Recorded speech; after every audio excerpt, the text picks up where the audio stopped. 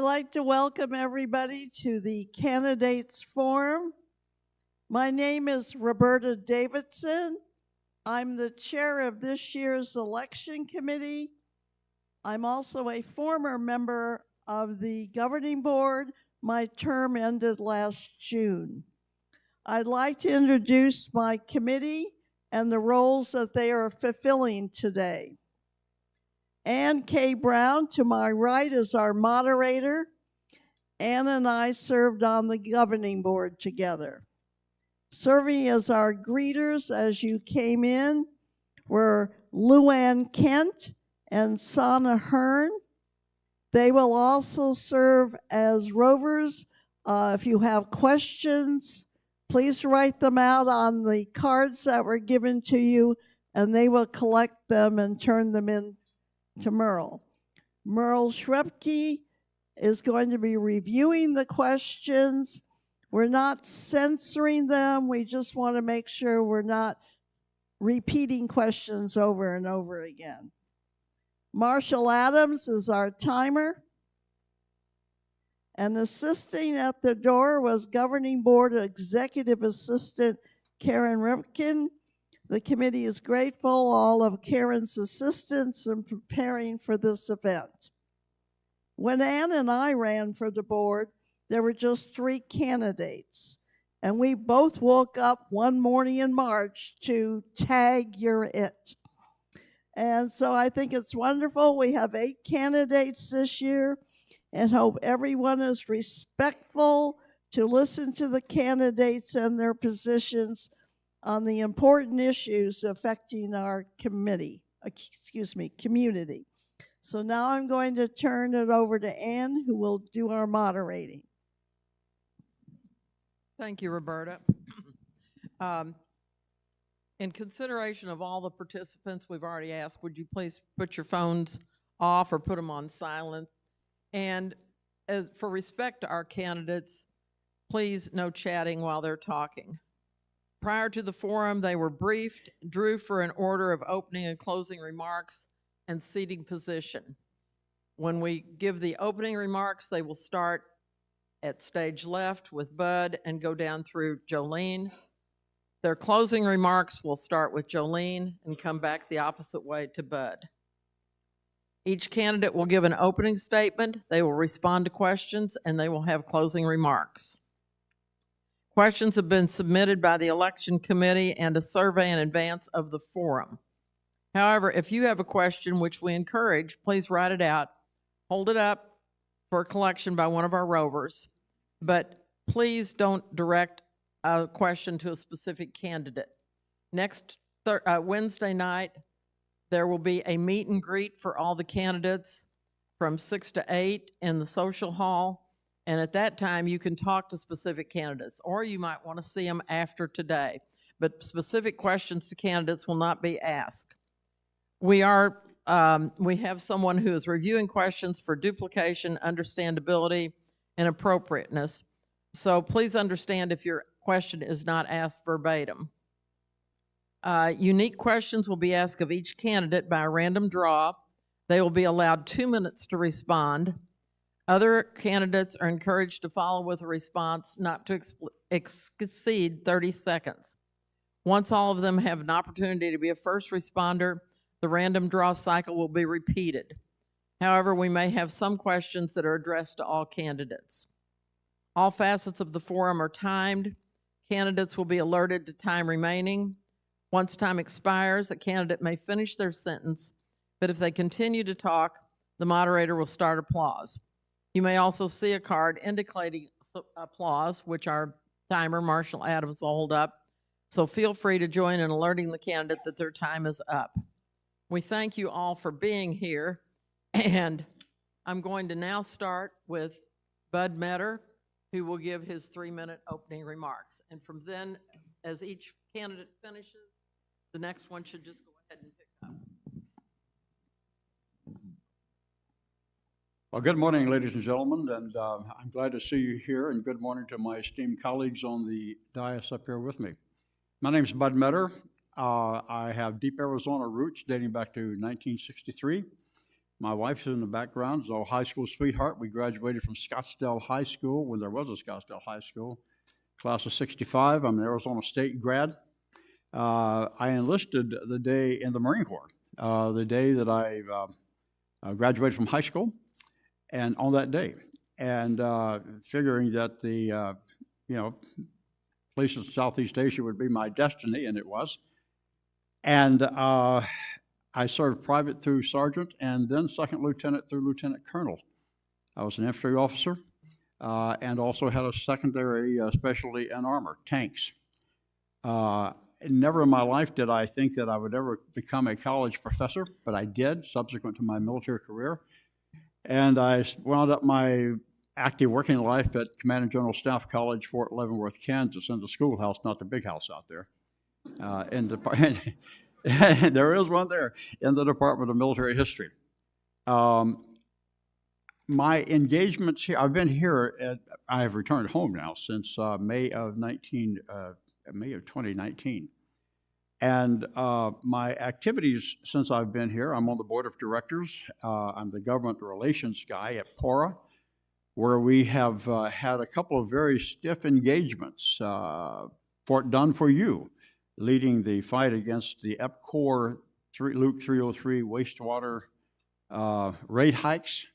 The decision is just now coming out on that, and it appears that we will do all right relative to what we could have been hit with. We also led the effort, worked with the Rec Center and SHOA over in Sun City and Buzz About Town to fight the House Bill 2470, dealing with the parking that you've been hearing about. And that is now defeated. It was defeated 2 days ago in the House. So that's a good thing for us. I have board experience with Marine Corps University at Quantico, Virginia, the Naval Academy at Annapolis, Maryland.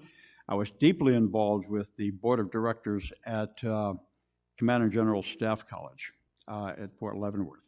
I see Sun City West as the mecca for middle-class America, and I think it needs to be maintained and improved as is. It's a beautiful community. We've all worked very hard to get here, and I promise you that I will be very clear and open in my communications. I will tell you what I know. If I think something, I'll tell you that too, but I will be very open and communicative with you. And I ask for your vote. Thank you very much.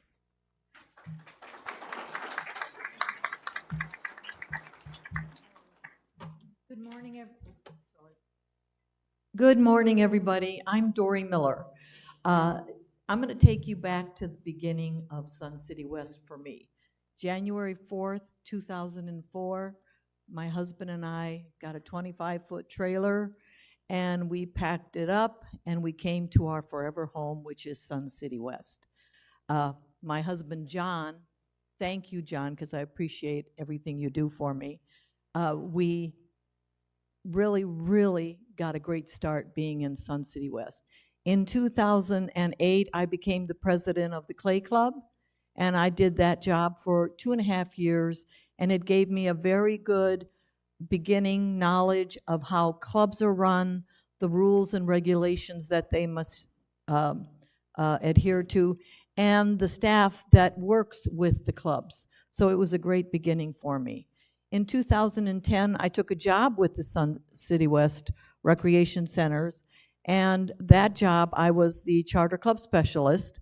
I worked with the clubs, but the big thing that I did was, for 8 years, I took residents, new residents, guests, people that were just curious, out on tours of all of the rec centers and the golf courses. This gave them a very good look at what our community is all about, and I love doing it because the people were very appreciative and then knew what Sun City was all about. In 2012, I started a program called So You Think You Have Talent, and that's still running today. It's now called Talent Spotlight, but back then, when we started it, it was a little bit of a rough start, but it was really great because the people here do have a lot of talent, and they performed in the courtyard once a week from October through April. After that, I got a new position with the rec centers. I became the senior office coordinator. And for that job, I still worked with all of the clubs, but I helped with financial reports, all types of different contracts and things that they did. On December 22nd of '23, my husband and I, we both retired, and the first thing I decided to do, with his okay and my kids okay, is I wanted to run for the governing board. I wanted to be able to give back to this wonderful community. One or two of the things that are very dear to me is what is important to you, and that is accountability from the governing board members, the staff members, and even people who live here. We must all be accountable for our actions, whether they be good or bad. We have to make sure that we do the right thing here in Sun City West. And then the very last thing is transparency. I think we all have learned what transparency is all about. Thank you.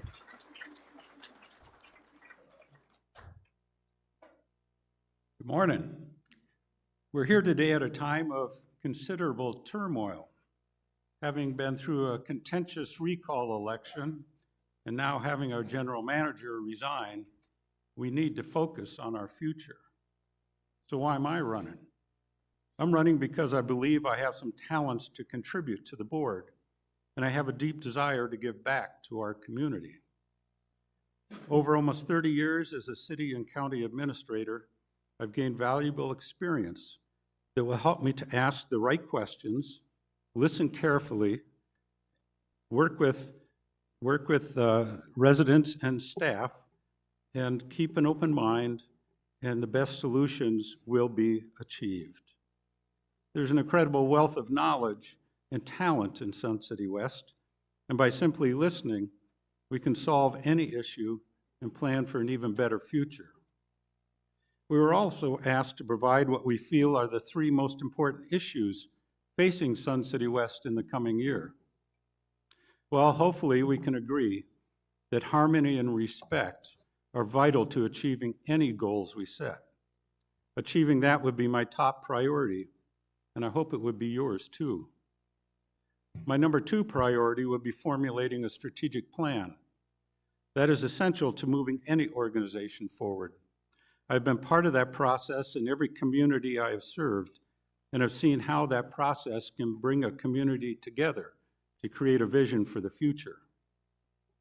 Thirdly, ensuring our financial stability now and into the future is essential to our continued success as a community. Having been responsible for budget development in several communities, I would look forward to having a part in that process. I like to keep busy, and when I filed, it was to answer the question, should I get a job or serve my community? Apparently, community won. I will devote the time needed and be committed to my responsibilities on the board. Some of my relevant experience includes degrees in accounting and organizational management and communication, leadership experience as a city and county administrator, as well as serving on numerous committees and boards in a leadership role, such as economic development commissions, race relation councils, and as president of a local chamber of commerce, to name a few. I've also written and administered planning and zoning policies for municipal planning commissions and attended torch classes. I look forward to hearing your ideas for how we can make Sun City West an even better community. We have a history of progressive development and need to continue that into the future. I don't take this opportunity lightly, and if elected, will serve Sun City West to the best of my abilities. Thank you.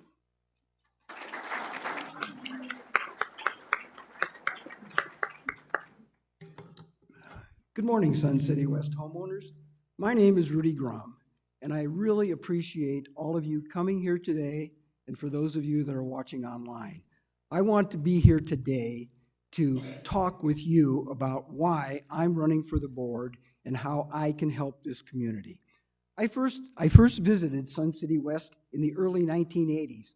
I decided right then and there I would retire here someday. That day is now. Sun City West was relatively new back then, but it was a growing community which already had great amenities. I most remember using the R.H. Johnson rec facilities, going to the Sun Dome, and each time I visited here with my parents, I played golf on one of our several golf courses. We didn't have 7 golf courses back then. We had excellent facilities that were then in great condition then and are still in great condition now, 40 years later, because of sound management by the governing board and a dedicated staff of employees and monitors and players' assistants on our golf course, many of which are homeowners. For the past 35 years, I have owned homes and lived in planned communities. As we live in one today, Sun City West is a planned community. A number of state statutes and our governing documents mandate how we're to be operated. I've served on planned community boards and committees for over 13 years. I'm very familiar with how a community needs to be managed and operated in order to continue to be successful and compliant with state statutes and our governing documents. This room, this lecture hall, is really the center of Sun City West operation. Our governing board meets here twice monthly along with all of our standing committees, which are the backbone of our community. Our rec centers and our 91 clubs are the fun parts of living here. It's the committee meetings where issues affecting the residents and the clubs first surface and are discussed at the committee level with recommendations made, which are then reached and taken to the board. The board and all the committees operate in a transparent manner, holding public meetings just like this forum today, which is open to all residents plus shown live on YouTube. I'm very proud to say that we've got a sound reserve fund of $28 million at this point because of the management of past governing boards, and I will be more than happy to serve on this governing board with our 6 current directors and 2 that are elected from this committee here today in serving this community. And I thank you, and I appreciate your vote.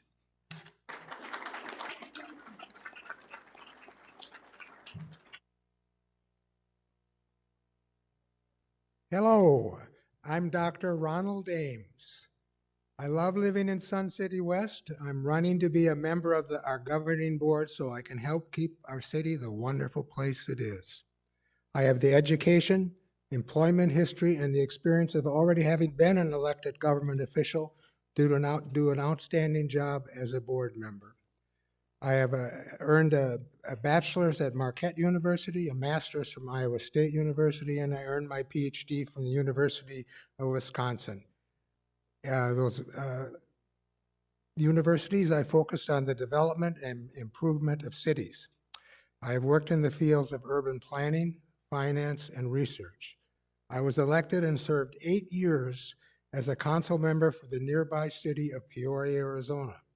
I worked cooperatively with the other council members on proposals and the budget. My motto is, with cooperation, good things get done. While on the council, I became Peoria's representative on the transportation boards for Maricopa County. As a member of those boards, I fought for and got a more equal share of state and federal money for our west side of the valley, including sound walls and HOV lanes along the 101 on our west side. If you've seen those, I worked hard to get those. I had to talk and deal with all the people I had influence to make that happen. They didn't want to, but they did. It's a lot of money. That year was a lot of money available from the federal government, and we got some of it. On a personal note, I've been happily married to my wife, Jacqueline, a retired ASU professor for over 30 years. Some items, imposing surcharges for events and activities. I've been reading about that. I don't like the idea of having to pay extra fees when you go to an event. Some you do, but I don't like seeing that as a standard thing. We already pay annual fees as individual members here. Street parking requirements. By rule enforced by PORA, we keep our vehicles parked off the street. Our state legislature is considering a law that says citizens must vote for this to be the case. Be ready for this. It will be on the March ballot. I recommend voting yes. Non-members using facilities without paying. We need to figure out how to prevent that. Mostly, as I understand it, these persons are being let in through the back doors. Too expensive to hire persons to check out all doors and all locations. Probably need to look at electronic cameras, maybe fines. Anyway, I'm pleased to be here in Sun City West, and I'm hoping you vote for me to be a governing member of the board. Thank you very much.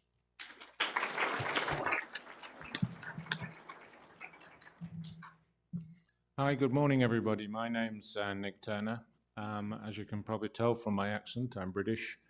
I've been here in the United States for 24 years now. I met and married an American in the UK, and she wanted to come home.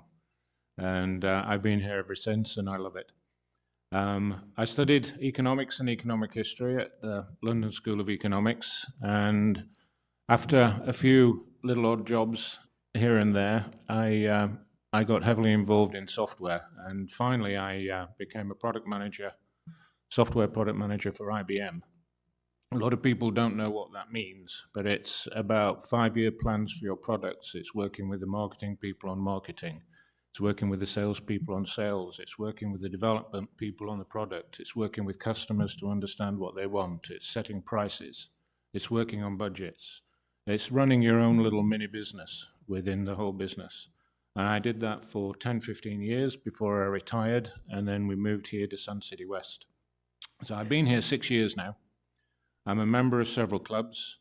I'm currently serve as secretary of one of those clubs. I've been a member of the Chartered Clubs Committee for 2 years. Last year, I chaired a working group on space utilization reporting for the Chartered Clubs and the Properties Committees. So I think I've already demonstrated that I'm prepared to put in the time and I'm building the experience that's necessary to become a member of the Governing Board. A big part of what drew me here to Sun City West was the wide array of clubs that we have and the activities, and I know that's the case for many of you. I looked at the list of clubs and I thought there's 25 clubs there I could join. And I want to move there. I've actually joined about 5 or 6, and that's enough for now. But I'm sure many of you felt the same way. And so one of the things that I think is important here is that we help the existing clubs thrive. We want them to flourish and to thrive, and we need to do what we can to help them. And unfortunately, the lack of a master plan or a strategic plan, if you like, at the moment is hampering some decisions which are being made about spending. Spending that we can afford to do. Our reserve fund and our finances are in good shape, and that is a testament to the work that's been done by the existing governing board members and members in the past. So, finally, I'd just like to say that the issues here are complex. Solutions are not simple. Take the credit card charges, for example. It's easy to say we'll charge credit card fees for all transactions. It's hard to get the computers right. It's hard to work out how much extra cash you're going to take, and do we need additional security? How much more checks are we going to take? And checks get charged fees as well every time we put a check through the bank. So I want to hear from you. I want to preserve the best of what we have, and I want to build for the future.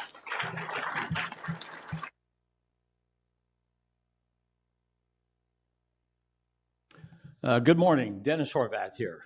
Thanks for being here. Thanks to the Special Election Committee, and a shout out to those on YouTube, and hello to my colleagues. So what do I support? I support completing both a master plan and a strategic plan. I support hiring a GM that has completely been vetted and a good work career. I support a major increase in operational oversight by the governing board. I support proof of 3 bids on any construction or large purchases. I support a sports bar complex adjacent to the Kuntz Rec facility. I support more outlets for the sale of our member products. I support technology This is a must to streamline the association and workers. We must ensure that all these systems interface. I support every and all clubs staying active. It's how we maintain our physical, social, and mental health. You want to do it? Let's find a way to get it done. Del Webb was about amenities first and all else second. I support ending the pickleball tennis feud. How? Research, statistics, common sense, and compassion. There is a middle ground. We need to find it. I support possible sweeping changes in the charter club's policies. I consider this committee a bit adrift in a plethora of rules and policies with no regard for what our members want. The tail wagging the dog. Clubs cannot fit in a single mold. Charter clubs committee should not pen the rules. They should assist the clubs in penning their own rules, then providing oversight, problem resolution, and a final submittal to the recreational board. I support releasing non-producing employees while increasing wages for those who do perform. Fewer employees doing a full day's work for increased pay reduces employee turnover and reduces costs of training, wages, and salaries. I support increased golf course oversight, evaluation of the need for 6 professionals. Should pros receive SCW wages, benefits, and fees? If elected, I promise, if you call, I'll call you back. If you text or write, I'll get back to you. Not in a week, in 48 hours. If I'm a committee director, you will be treated with respect and dignity. I leave you with the 3 biggest challenges we have: fight complacency, hire competence, and regain control.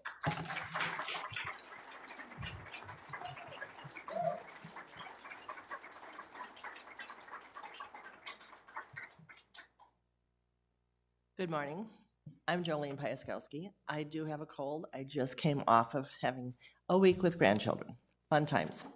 Anyway, I am one of your 8 candidates that are up here at the table. Why am I running for the governing board? I have a deep passion for a positive progress and a steadfast dedication to our community. I commit to leading with integrity, transparency, and innovation, always putting the best interest of our residents first. My vision for our community is to embrace change, look outside the box for answers, and exercise forward thinking to allow our community to thrive. Together, we can use collective strengths to address pressing issues, seize new opportunities, and have a bright future for Sun City West. If elected, I pledge to you that I will support and promote the interest of all the members of our community, foster open communications across the level of our association, hold our management team accountable according to the bylaws, which is 4.18.2, which states provide oversights of administration and operation of the association, champion initiative for a master plan and a strategic plan. The master plan answers the question, where do we want to go? The strategic plan provides a roadmap to get there. It's the bricks and mortars of any organization, and this is a $30 million organization, folks. Do you guys realize that? And we do not have a master plan. We need a master plan. We need to know where we're going to go in the next 5 years, and then we need to know how we're going to get there, whether it is through clubs, raising money through clubs, or using our funds to make that happen. Without a plan, we are just shooting from the hip. And like several of these have said, candidates said, that we have people, oh, well, anyway. See, I'm not really good at this because I wasn't, okay. Anyway, I know it's not easy to be on the governing board because it is time consuming, but the fact is I have done every single meeting almost for the last year and a half. So I know what type of time commitment we have. And I plan on, the reason I did that is because I needed to be knowledgeable and ready to serve you guys. If you ask anyone that knows me, I am am high energy. I will always go the extra mile to get the job done. My goal is to put the residents first and foremost. I hope you will support me, and I'm asking for your vote. I am ready to help shape the future of Sun City West to the best I can. Thank you.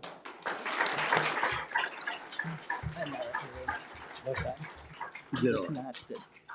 That's fine. Okay. Thank you so much to all our candidates. We are now going to start asking questions of individual candidates. Each one will have 2 minutes to respond, and other candidates may then give a 30-second response if they would like. When the first candidate finishes with their 2 minutes, if you want to make a response, please raise your hand. You will all get called on. Okay. So thank you very much. Okay. The first question is to Jolene. Oh, I knew that. So, identify 2 issues you are passionate about and how you would address these issues. Okay, one of the reasons we all moved to Sun City West is for community. Our community involves clubs. It is very important for us to keep our clubs thriving. And it's very important to allow clubs to start. If there's a club out there that wants to become a club, we need to encourage that to happen. So clubs and community is really important to me. The other thing that's really important to me is our oversee of our management team. Our management team has to be we have to look and see what they are doing operational. Because it's operational doesn't mean that we as a board, governing board, can ask them to do something. If we can save money and then the team says, oh no, that's operational, no, we have to figure that out. Then figure it out and then come back to the governing board and tell us why you can't do that. But if we can save money, we have to start chipping away at what expenses can be chipped away at.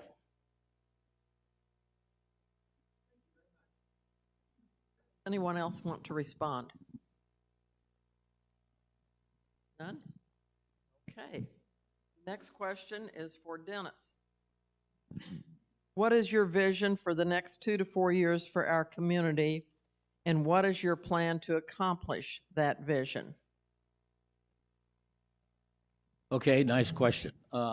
Most of it are actually have already covered, but yeah, I'd like to see definitely some more oversight. Again, I'd like to see the tennis pickleball feud defused. I would definitely like to see a sports bar built here that is a complex that involves many different things. For example, there is already a plan that's been penned. It includes some pickleball courts, and it includes some batting cages. It includes, actually even some virtual reality. Because guess what? That's the next step. That's where the millennials will be. And so we need to look forward to that. There again, reduce the costs. We have to be careful. We have many generations here, some of which didn't retire the same way we did. And so they end up almost eating their living room as the costs rise. And we have to be careful. And so we have to look for ways to reduce the dues or supplement or something of that nature. Anyway, I guess that'll do it for me on that question. Thank you. Would anyone else like to? Yes, John. I would just like to say that I have my opinions of what I'd like to see maybe in Sun City West, but my vision doesn't really matter. The vision of the residents is what matters, and we have to develop a process where we can bring those residents in and find out what their vision is when we're creating a strategic or master plan. Thank you. Any others want to chime in? Yes, Jolene. Dennis hit it. We have 5 generations here. And the 80-year-olds and the 90-year-olds, they're on a fixed income, folks. And they did not retire like we did. And we need to make sure that we don't make it so expensive here that they can't afford it.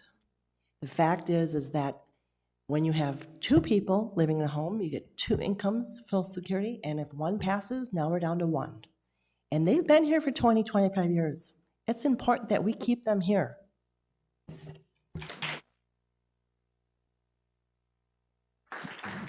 Thank you, Jolene. Does anyone else want to? Yes, Bud? On the issue of the master plan and strategic plan, that's a fundamental thing. That is absolutely profoundly important that we have such a document. To John's observation, he's absolutely right that it has to be more than just folks who work here involved in that process. It is a complex process, and it takes some time to do it. And yes, our residents, selected residents need to be involved. I'm told to stop. Thank you. Anyone else? Yes, Nick? I think the lack of a master plan is hurting us now, and it needs to be driven. We need to have a working group or a governing board director pick it up and run with it and deliver something. I think that's the only way it's going to happen. So that's what I would be advocating for. As part of that process, we'll get some ideas. We know what the hot topics are. We'll get those delivered, and then we can release that to the community, and then we can start having forums and input from the community and get some feeling for the priority of what the people here think. Thank you so much. Yes. Yes, I was going to say this at my closing remarks, but I think it's appropriate to say it now. If I'm elected, I will hold public forums and focus groups with fellow citizens to hear their opinions on important issues, get their feedback. I have the skills as a marketing researcher to do this at virtually no cost. Others on the council may wish to join me when I do that. So I will formalize that, focus groups. I think a lot of you know what focus groups are. And I'm going to create a list of citizens that would like to be on focus groups. And maybe it'll be several hundred. I'll start by calling all kinds of people. Thank you. And that's what I plan to do. That's one of the main things. Thank you. Thank you, Ronald.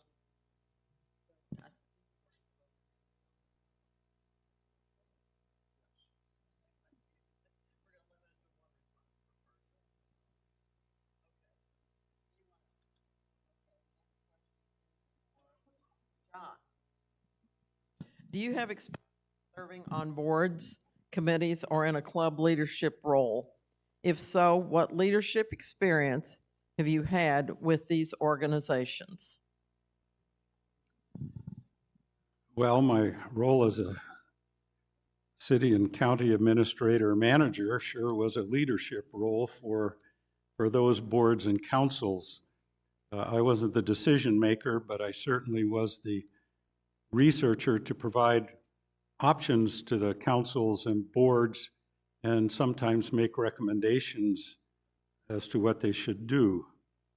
I mentioned in my opening remarks, I was also I've been on race relations councils in Bemidji, Minnesota, and was the governing representative to that council, which was quite an experience. I was the Chamber of Commerce president in small town of Parkers Prairie, Minnesota, for a few years.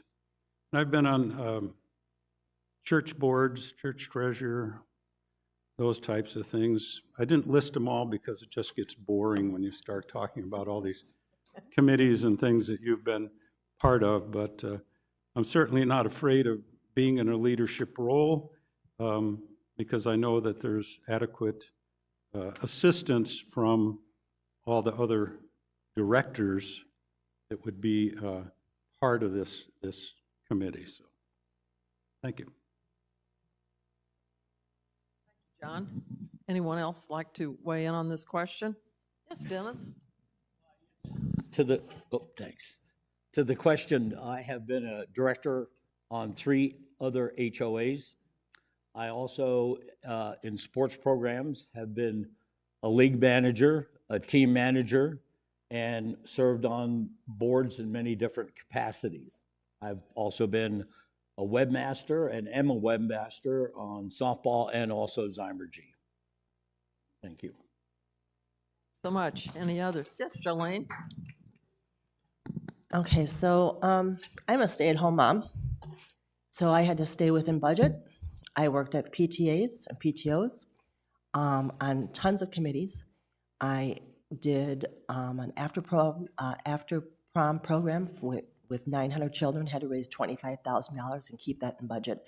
So do I have the experience of some of the other candidates? Probably not, but I do have common sense. Anyone else? Yes, Rudy? I would just like to add that, as I said in my opening remarks, I have served on planned community boards and committees for 13 years. I'm currently on the Cheyenne Homeowners Association Board here in Sun City West, and I'm currently serving on the Organization of Homeowner Associations, OHOA, which is here in Sun City West, and we provide support and educational opportunities for the 106 homeowner associations that are here in our city. And they do need our help because, as these people have said already, some of our folks are facing limited incomes. And when you live in an HOA, you need to keep your reserve funds up or things don't get done. Thank you. Anyone else? Yes. Yes, I mentioned earlier I'm the secretary of a chartered club. What I didn't add was that that club had, at one point it was 2 clubs. One of them had low membership. So I've been through the merger of the clubs that resulted in new bylaws having to be written. So I was part of the group from the board of that club that worked on the new bylaws. We then had a room change, and the room change didn't work, so we had to change the day of the week that the club meets. So for those of you who are members of clubs and officers of clubs, I know your pain. I've been through your pain, and you will get a sympathetic ear. Thank you. Yes, Dory. Okay, Jolene, I have you beat. I've got 6 kids, and I was a stay-at-home mom for 20 years before I finally said I got to get out of here. And so living here, I was the secretary of our HOA for many, many years. And I did say before that I was the president of the Clay Club. I know that I do not have a lot of experience with governing board, but I am a hard worker and I'm an easy learner and I want to help. Thank you.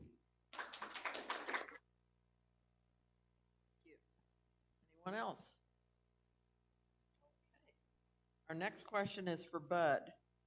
What critical factors would you consider when making financial decisions regarding Sun City West? No, that's easy. Data, excuse me, database decisions. When we make decisions, if I'm understanding the question correctly, when we're making decisions, we need to know what the facts are.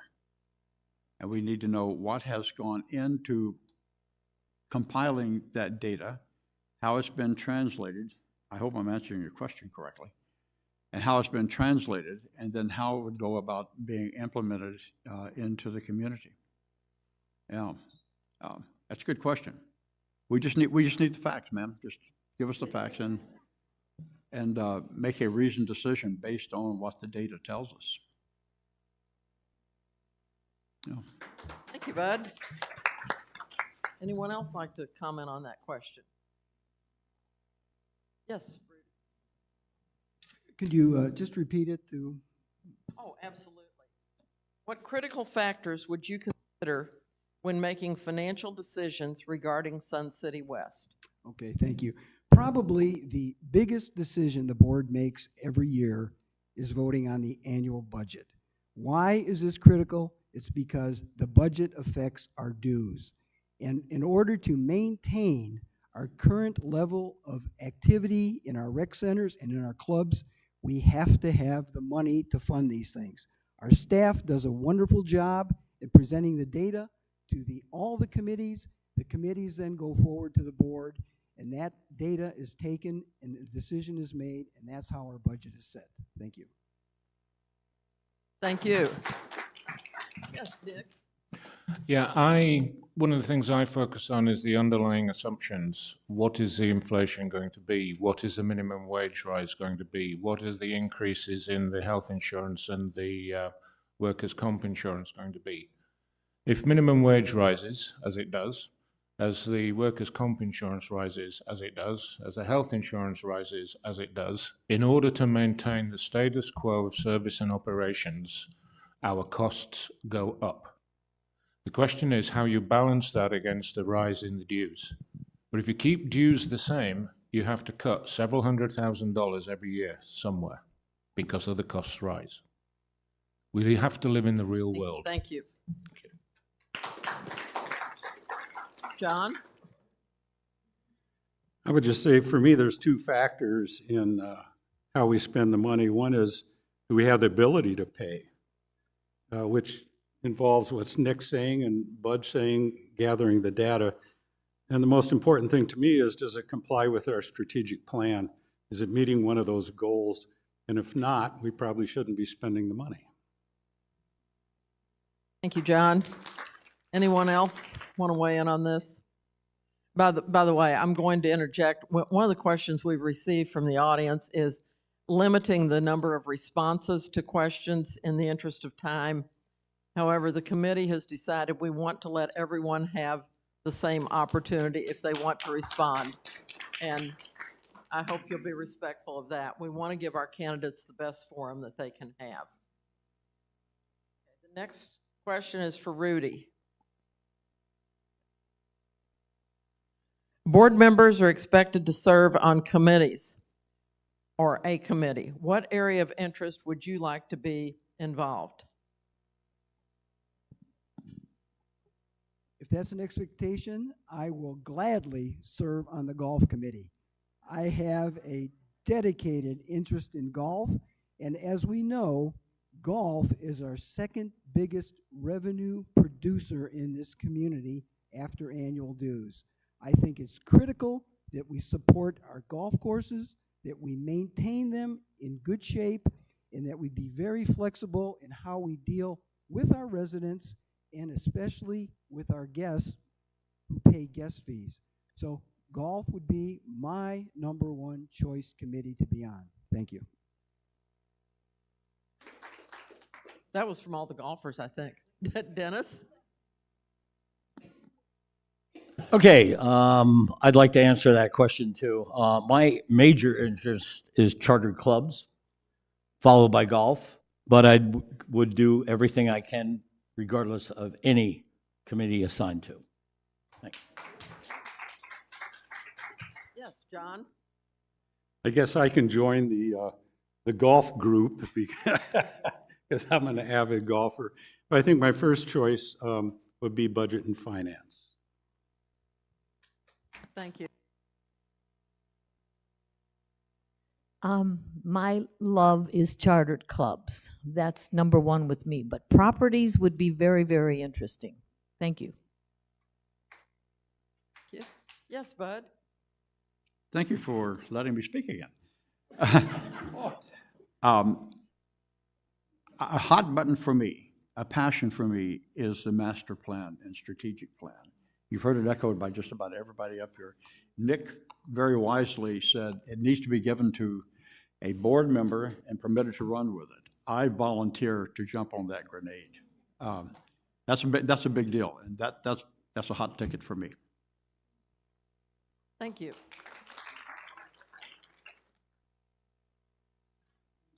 Yeah, as you know, I've been on the Chartered Clubs Committee for 2 years. I would like a change, but I also have a sense of unfinished business, if you like, with chartered clubs.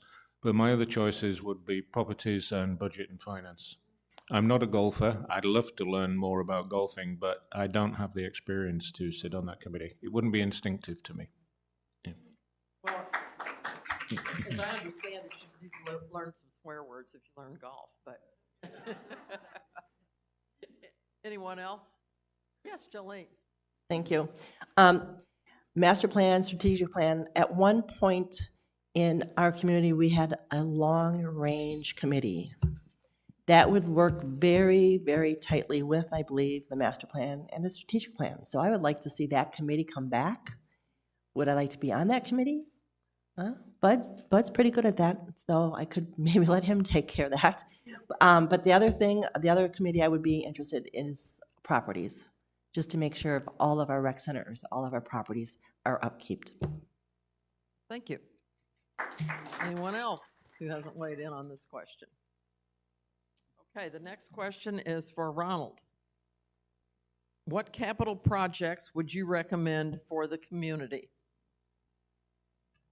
Repeat that, what capital project?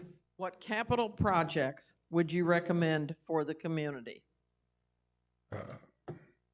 I'm not sure what exactly mean by capital project. I mean, the money, we'd spend money on something? The capital projects are those that are, I'm trying to remember the parameter is usually $50,000 or more are the major capital projects. Now, anything that I believe is it 1,000 or 2,500? Not sure what the lower end parameters are, but even things like golf carts are considered capital items. But the main thing would be the large capital items. So the question is, which ones would I propose? Which ones would you recommend for our community? Well, I think I would focus a lot on the golf projects, because a lot of people play golf, and it's a major thing that maintains the beauty of Sun City West with that open air, and that's one of the things that drew us here. Otherwise, I guess I would say whatever is needed, I would look through all the capital projects and can consider which ones are effective and which ones are not so effective, and which ones are meeting their objectives given the money that's being spent on them. So I would look at the whole group of them, and that would be my approach. So much. Anyone else? Yeah, Jolene? Capital projects, we need a master plan to know what capital projects we need to get done, okay? We also need to know that we have a reserve and replacement. Reserve and replacement is not our master plan. This is a document that tells us when things have to get replaced. Sometimes they do, sometimes they don't. Sometimes they can push it out. But if you do not have a master plan, you do not know what capital projects are pending for our community, are important for our community. Thank you. Dennis? Yes, I'd like to see emergency management increase for member protection. For example, like when COVID hit, and like when the gas leak happened at Koontz, I'd like to see a real emergency management plan in place to warn the members. Facebook, that's cool, but it's not emergency management at all. Thank you.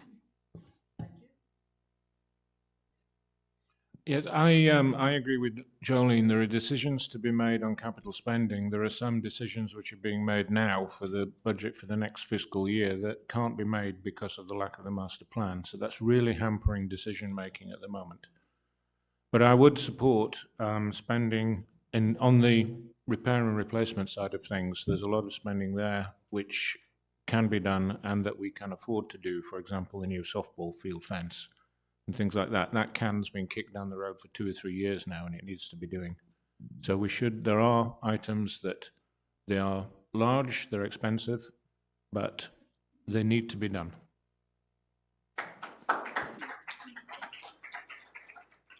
Bud? The expenditures you're talking about, this is a very complex issue. And what I think we in the community need to keep in mind that many of our competitions, sports, literally has an international following. For the pickleball tournament, I think you're looking at 6 people coming in from Australia. So these are, and I think the same is true for pickleball competition, that there's an international crowd that comes here to enjoy that and enjoy our community. So not a simple decision. And it, yes, sir. Stop. I wish our regular guys on TV would do that. Anyone else want to weigh in? Okay, the next question is for Dory. What is your understanding of the fiduciary responsibility in relation to the budget? The fiduciary spending is the governing board's baby. They are the ones that have to make sure that everything that is done and spent comes through them, and they have to be sure that any investments, things like that, they must be safe. Thank you. Anyone else want to tackle that question? Okay. The next question is for Nick. Nick, if you were to select one area that Sun City West should invest additional financial resources in, where would it be and why? If you need me to repeat that, I'll do it. No, that's okay, thanks. I'm just having a little think because because of my background and some of the work I've done with charter clubs and properties, my brain immediately goes to IT and technology. We don't spend enough, and it's beginning to show. Our IT systems work, they're up to date, they're protected, the hardware they run on is modern, the operating systems are there and they're secure. We're spending that money. But the nature of the software itself is a lot of this is old technology. And although it's up to date, it's expensive to change, and it will become increasingly expensive to change, and that's going to start hurting us. We've heard people talk about access to various places, as Ronald said, about how non-residents may be sneaking in the back door and using our facilities for free, and maybe we should need some cameras and access control there. Well, that's easily said, but that costs money. And if we're going to do that, it's not just a case of putting the access control device there, it's a matter of, is there power there, is there computer network connectivity there? If we don't have network connectivity, what will it cost us to get Wi-Fi out there? Do we need to use 5G devices instead of Wi-Fi? It rapidly gets very complex and it can get very expensive. The issues we have are that the base systems upon which we work are frankly out of date. They work well for us, they're well maintained and they're supported, but they are out of date. And we need to think over the next 4 or 5 years, what are our IT systems going to look like? What are future residents going to need? There are people moving into this community who buy their coffee using their watch. How do we prepare ourselves for them? Okay. Dennis. And I would like to jump on that technology bandwagon too. For example, getting canceled tea times back online so that we can re-reserve them and we don't lose that money. So. Thank you. Anyone else want to address it? Bud? I would just have a question, and this is asked out of ignorance. Nick, you've got a background in technology. Is it possible, food for thought, is it possible that Sun City West could be used as a beta test site for new technology coming on the line to do the things you're talking about? That's not a gotcha question. I think what you said was absolutely spot on. But is there some way that we could offset that cost by becoming a beta test site? Yes. I don't know how much more you want me to answer, but In my past working life, we worked on software for regional furniture distribution companies. We were the people who developed the software. When you go into the furniture store and you say, "I'd like that sofa," and they say, "It can be in your living room in 2 hours." We were the people who did that. And that was paid for by multiple retailers banding together to fund it. Thank you. That was unexpected, having a candidate ask another candidate, so I really didn't have a recipe for that one, folks. But I want to be fair to everyone. Anyone else? Rudy? What I've found in campaigning is that we need to find a better way to communicate with the residents. A lot of our residents are not informed of the things that are going on here. And as Bud has told you, he works with PORA. A lot of our residents are not members of PORA. We need to spend some money to find a way to better communicate on a daily basis so that we fill this room quite often for many of our meetings, which is one way to keep our people informed.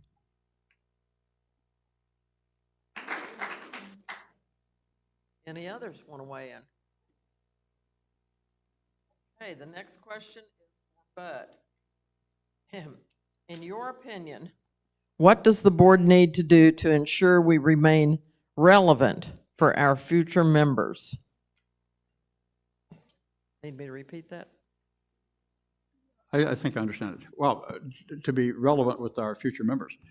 I think town halls are very good. Focus groups are very good to do that. Fireside chats are a very good way to do that. And having a culture established where honest, respectful, but honest give and take between the community and members of the governing board is the standard. So I think that is the first thing. Secondly, coming back to our strategic plan and master plan, following that and having somebody in charge to ensure those deliverables are made when they're supposed to be made and how they're supposed to be made is another important aspect of that. But the issue of relevancy is, first of all, good communication between you guys and us. Open communication. Yeah. Bud, anybody else want to? Jolene? I think it would be great to have town halls, fireside chats, even coffees with board members. So as residents, you guys can come to us, ask us questions, see if we can answer them. A lot of times they have meetings at 9 o'clock in the morning. And guess what? Our tagline is active adult community. Where are we? Golfing, tennising, crafting, okay? So we don't want to put our time at 9 because we want to be at clubs. So maybe if we have different venues where we can meet in the afternoon or the evening, and we can have residents come and chat with board members. Just a thought. Thank you. Yes, Ronald? Yes, as I mentioned in my remarks, I plan to have a lot of focus groups with the citizens, and I think we can find out a lot about what is successful in terms of what we provide and what isn't in those focus groups. So I'm going to be doing quite a few of those, and skilled at doing those, and I can really, as I mentioned, do them at virtually no cost if you guys give me a room. Thank you. Thank you. Anyone else? Yes, Rudy? I think just a simple answer to this question would be, in order to maintain our relevancy, we must work to educate the residents on what's available here so that they understand what they can do and can't do. Right now, we have a torch class. We hold it twice a year, and we only have 48 people. We need to be informing our residents of more of the things that go on here, and that can only be accomplished through things such as torch, but more often. Thank you. Thank you. Anyone else? John?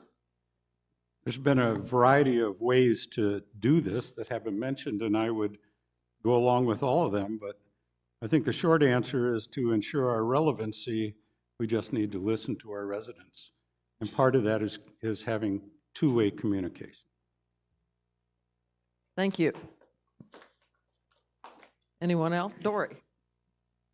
I just want to say that I do agree that it is all about the residents. They need to be well informed of everything that is going on. It's very important for that to happen.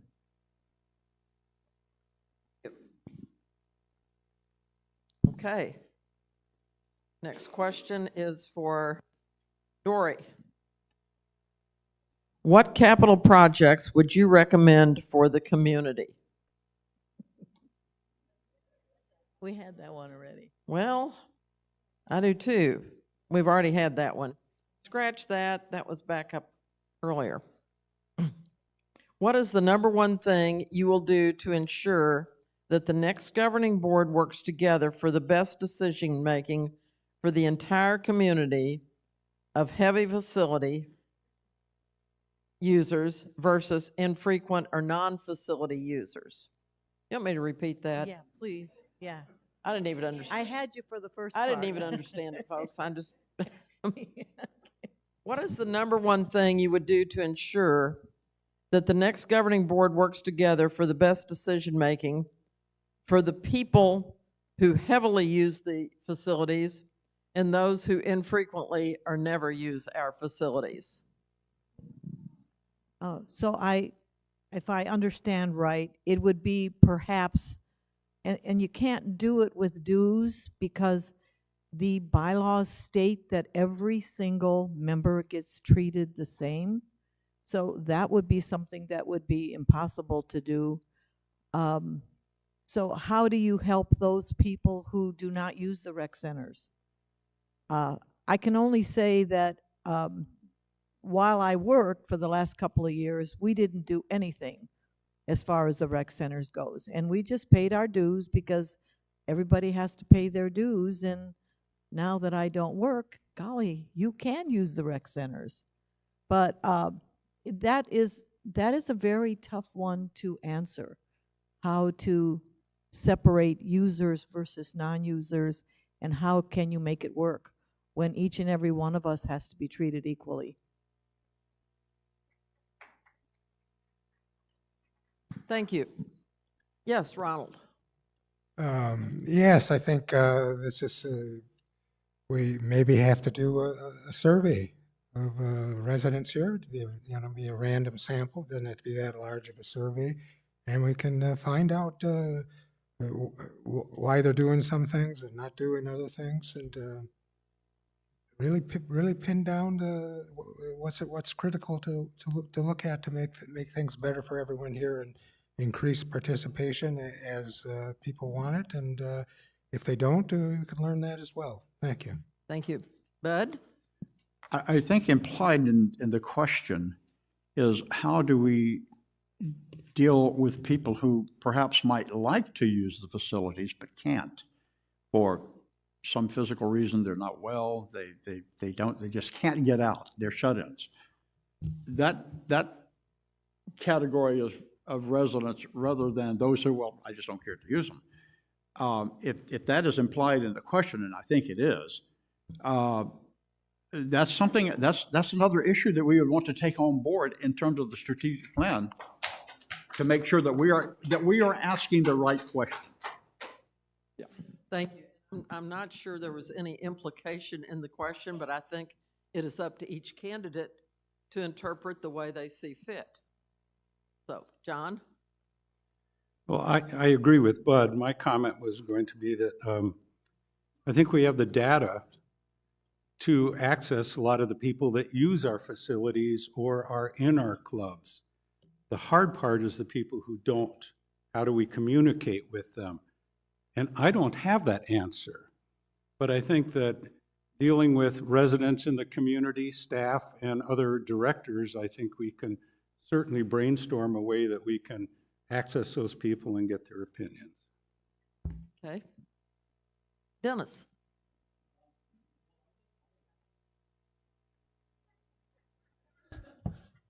I guess I would have to ask, well, why are you living here then? Is it the very young that are still working that aren't using it? with the many clubs we have here, it has to be something for almost everyone. So I'm sure it's a small problem, but I'm not too sure there's any real answer for something like that. So. Jolene? I kind of harp on this, but as we age, we need community. Excuse me. And if we know that some of the residents are not using the facilities, which I'm sure membership can run on different, whatever programs, maybe we need them to call and say, hey, we see you're not using anything. Do you have any interest in anything? And maybe we start a mentor program. Maybe that person is interested in clay, but can't get over there. Thank you. Excuse me, Nick? Yes, I think one thing that we need to maintain in our community is the principle that we all pay for everything, and that we continue to all pay for everything. And as people age, as people's health change, I know that their ability to make use of those facilities is going to change. And so, yes, perhaps we do need some outreach. There may be people who, for example, can no longer drive, but would like to go to some clubs. Can the rec centres work with those clubs to make sure those people can get a ride? Thank you. Okay. The next question is for Ronald. What is your opinion regarding the current Sun City West guest policies? Would you repeat the question? What is your opinion regarding the current Sun City West guest policies?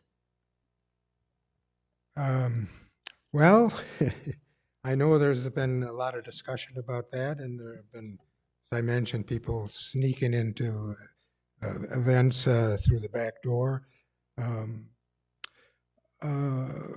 We have to carefully watch it and look for some technology to watch, like, for example, those back doors, and see who's doing this, and be ready to impose fines from our current residents if they are bringing people in who shouldn't be there and aren't paying anything and using our services. As if this grows too big, and there are a lot of people using our services that aren't paying, and then those that are may be restricted from having as much participation as they would like. So, it's a question I know that's being brought up, and was mentioned. We might hire people to be at all kinds of doors and stop people from sneaking in, but that would be way too expensive. It's one of the things I've been thinking about, and one of the things I would really focus on, how we make that happen if I were on the board. Thank you. Thank you. Jolene? I believe the governing board just passed 6 and under for children will be free. And so we will have to keep track of that a little bit. But the other thing too, right now it's $6 for an adult to come in. And I get that they get to use all the facilities, but that is a lot. So make it $3 across the board for kids and adults, and maybe you won't have people trying to sneak in. Just a thought. Anyone else? Dennis? Yes, I'd also like to see family passes, to where you can buy them, over a period of time. And also, again, the increase in technology to be able to sign in and use those passes. For example, I had a gentleman talk to me about a son that that liked to get up at 4 o'clock and go swimming, but he couldn't do that without him getting up also and taking his son down there. So technology and a family pass. Thank you. Did I see another? Nick? Yeah, I think the principle of our facilities being for owner members and an occasionally invited guest needs to be maintained so that we're not overrun. I personally don't think a $6 a day guest fee is actually that expensive when you consider what they get for the money and what they could get elsewhere for that money. They will pay more than that for one activity. Here, they pay that and they have multiple activities available to them.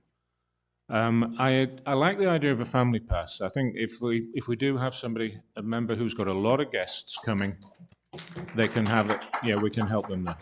Thank you. Any others want to weigh in? Rudy? Yeah, I'd like to echo those comments to some degree because our guest pass policy right now is actually very short.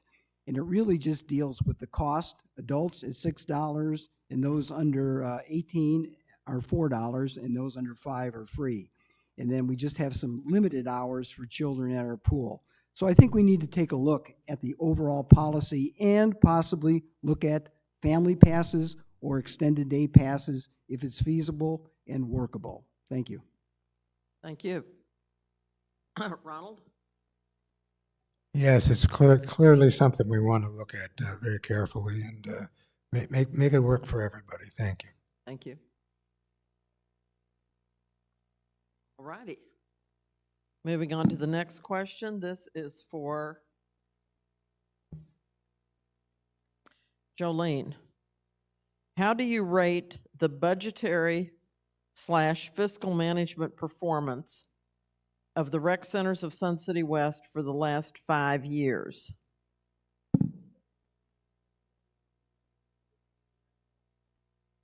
Okay, so for the last 5 years. Well,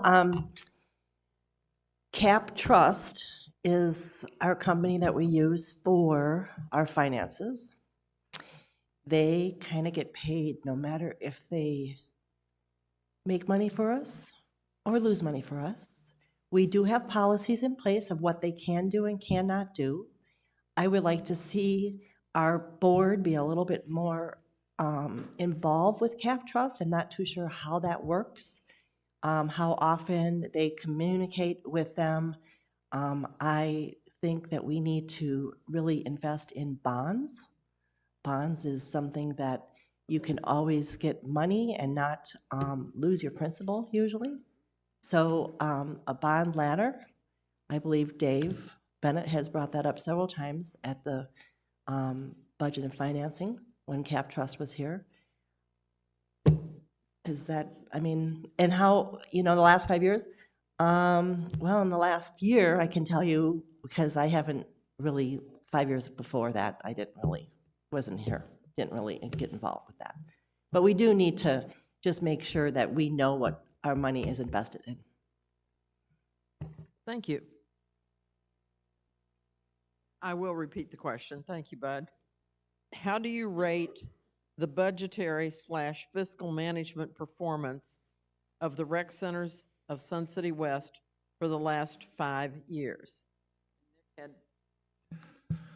The capital reserve fund that we have over the last 5 years, according to the latest figures I saw from the finance department, we spent $35 million on capital projects. That's new projects, repair, replacement, and so on.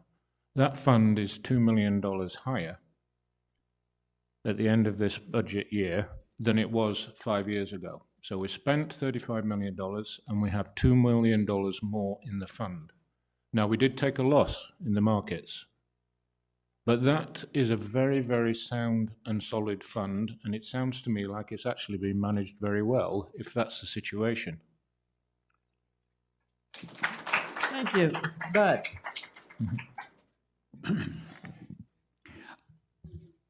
I am not convinced that we could yet have great granularity of vision on that question. And by that I'm saying, I think we're still wrestling with the lingering effects that COVID has had on the entire economy. In my heart of hearts, I think if you were to ask that question 2 or 3 years from now, we probably could give you a much more precise, pinpointed answer. But I think there's still a lot of, when Nick mentioned the couple $1 million loss, whatever it was, that we sustained, I'm not so sure that that was preventable, all things considered. And I made it within the 1 minute. Thank you. Anyone else? Can you first repeat the question? Because You really said the budgetary process. I'm sorry if I did, I No, misspoke. could you restate? How it do then? you rate the budgetary / fiscal management performance of the rec centers of Sun City West for the last 5 years? Okay, thank you. I think then, looking at the budgetary process and performance, I think we are right in place to keep things going the way they are. Our staff does a wonderful job presenting the expenses over a 6-month period to all the committees in open forums, and then at the end of that, the governing board approves a financial plan based on the data. The process itself is excellent. We've done very well in keeping our annual dues under control. Thank you. Ronald? Yeah, I agree with that. Thank you. Anybody? John? I would agree with Bud that a lot of the investment ups and downs that we've experienced over the last few years really weren't so much in control of the people that were doing our investments. One of the things that you invest in is bonds, is usually part of your portfolio. Well, if you bought bonds 7, 8 years ago and interest rates went up, you lost your tail. I mean, the values went way, way down. And now rates are going back up, so those bonds are getting some of their value back. But I think overall, the management, stop. Dennis? Overall. To continue on that idea, I think over the last 5 years, there's just too much variation to ever really say anything that's definite. And yeah, a lot of times it takes more than just a couple of years to recover and to actually see what's going on. It's the thing you do every year. Take a look at it every year. How you doing compared to everything else? Thanks. Thank you. Anybody else want to weigh in?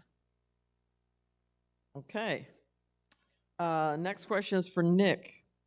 How do you feel about the current member fees? That would be what we call association dues.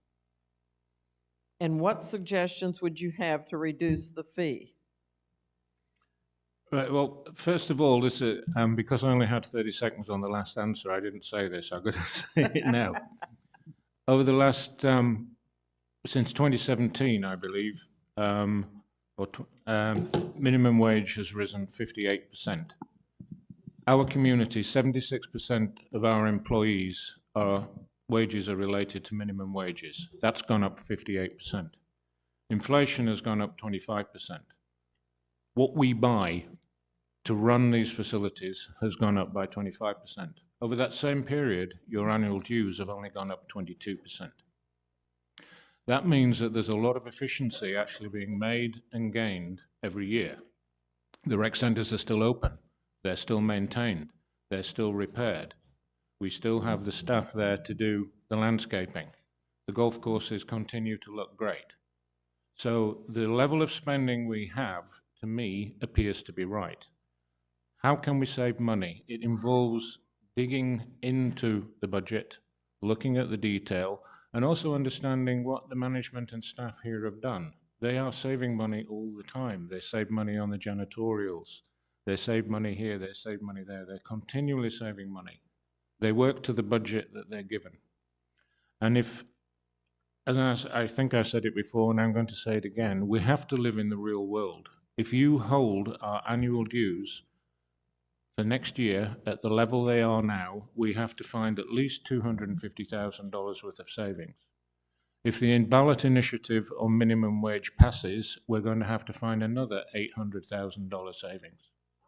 An $800,000 savings is about 25 or 30 bucks on your annual dues. Yeah. No, I'm on the 2 minutes, but I have got a stop sign. Thank you, Nick. Who else would like to weigh in on this question?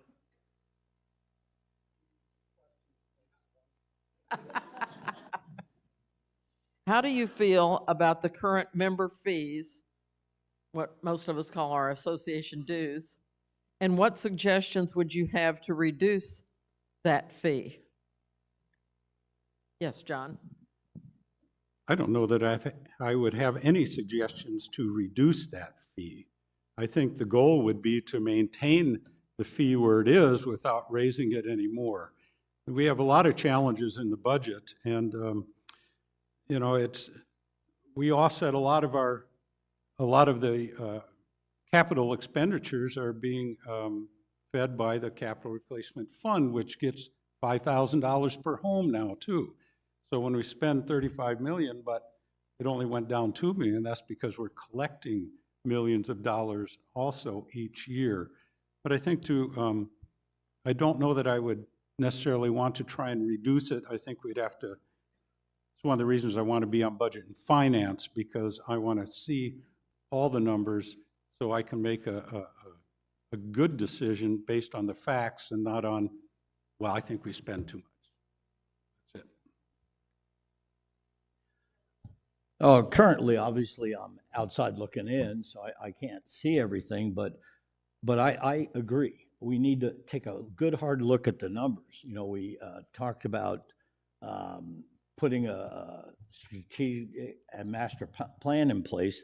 We also need to put together a dues, so we can really look in there and see if there's any waste there or anything that could be cut. You know, what we can do to maintain what there is, and then we have to definitely take that out. Thank you. Anyone? I think what we really need to look at here is that our annual dues fund the annual operating budget. That budget keeps all these buildings open. It keeps our golf courses running. We are fortunate to have the asset preservation fee, which funds our reserve fund. We don't pay into that reserve fund, and our dues are kept at a very reasonable level, and we do look at it every year because the budget gets briefed about 30 times before it gets approved by the board. Thank you. Anyone else? It's now 10:27. I think we're going to take a short break because we all probably need it. We will reconvene at 10:40. Thank you.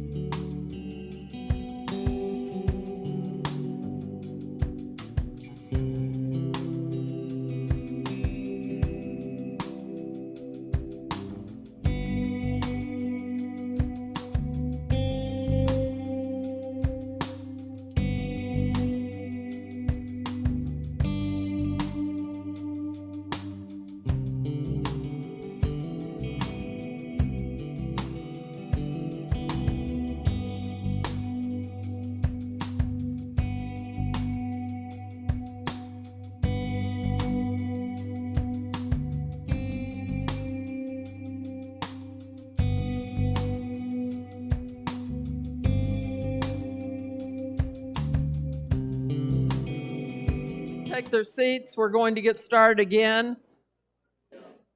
I want to, quiet please. I want to thank everyone who is still with us this morning. The candidates in the election committee don't have a choice. We're here. But the rest of you, I appreciate you sticking with us. We've gotten a lot of questions.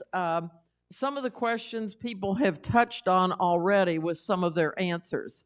So if your question doesn't get asked, don't feel like you've been cheated. But I did want to mention one thing. We've had many questions that came in online that have come in this morning, and this is something that the election committee originally was not going to address, but that is the recall election. The questions from the community indicate to us that this is a question we can't ignore. So what I'm going to do is ask each of you this question, and each of you will have 1 minute to answer and respond, if you so desire. We're not going to go in any particular order. I'll just see as hands get raised who wants to answer the question. So this is to everyone. What are your feelings regarding the recent recall? If you supported it, will you be able to effectively work with the board members who were attempted to be recalled? Do you need me to respond, to answer the question? Or to, how to answer it? To repeat the question. Okay, Bud, we're going to start with you. You'll have 1 minute. The answer is the people have spoken, and we need to get on with doing business. Simple. The people have spoken. Let's get on with making this place better. I'm going to repeat. Part of that question says, what are your feelings? Do you wish to share those? I was not part of the recall environment committee. And I don't know all the issues that were associated with it, but I do know that there was a vote and the people decided that there's not going to be a recall. And in our process, we simply need to get on with getting on. The people have spoken. Who wants to be next? Dory?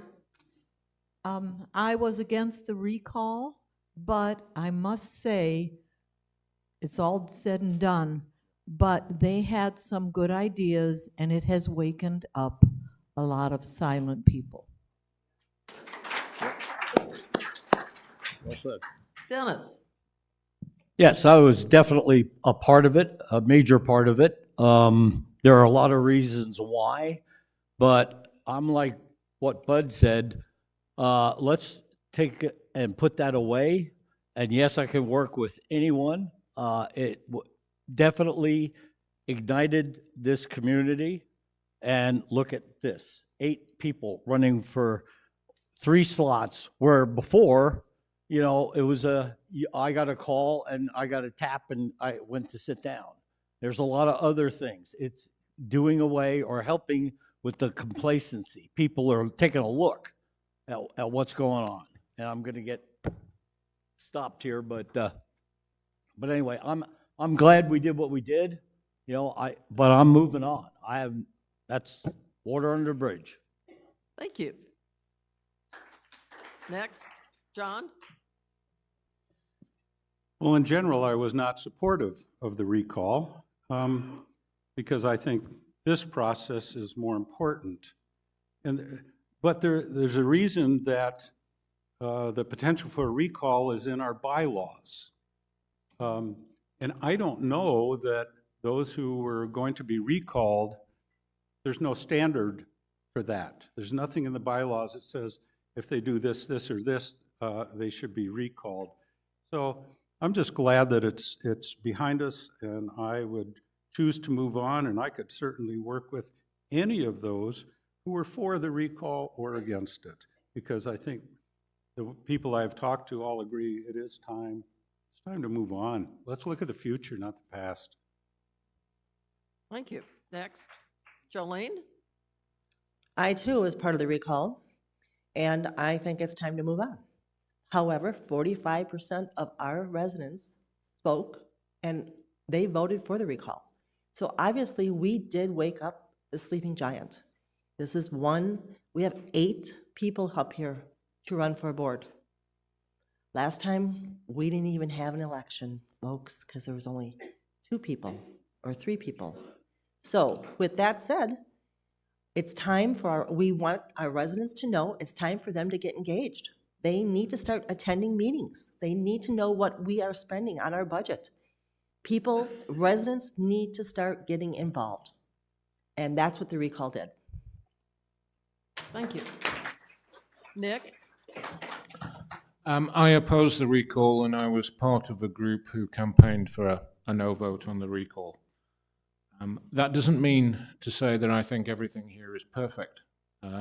I believe that there was some more better oversight, some tougher questions need to be asked of the administration, and if answers were not forthcoming, we need to keep pressing to get those answers. I believe that, it's not that we live in a perfect world. I do not believe that recalling 3 governing directors was the right approach to solve that particular problem. I believe it was divisive.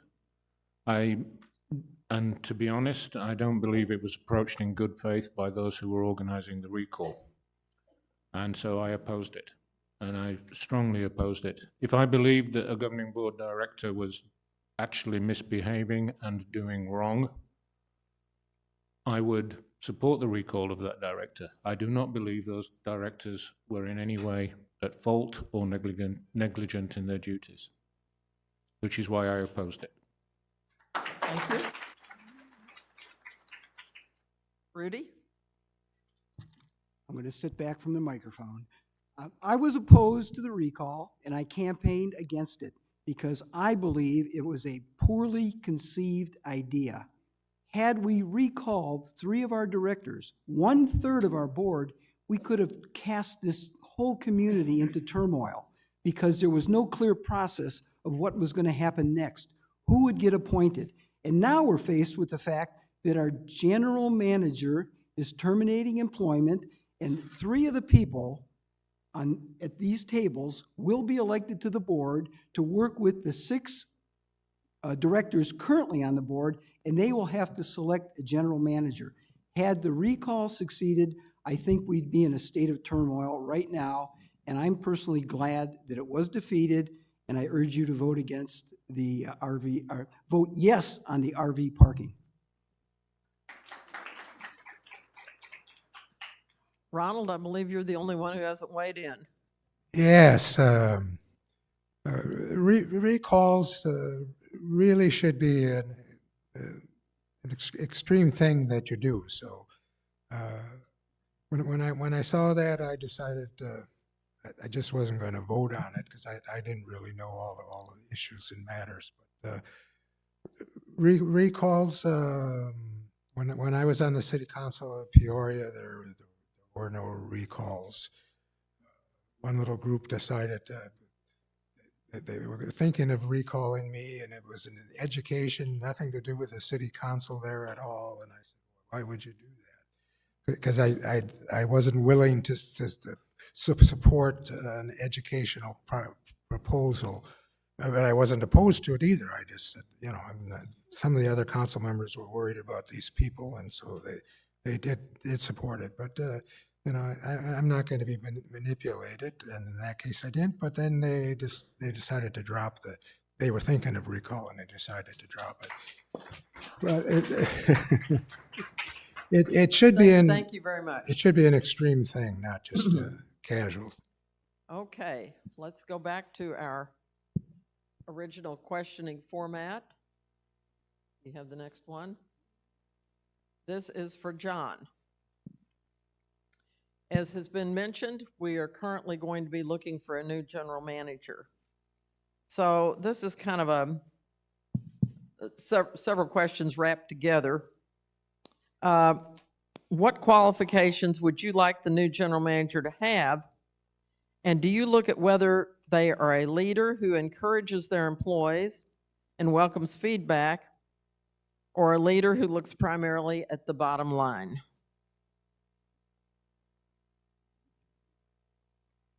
Well, you're not a leader if you don't listen to your employees and listen to your staff.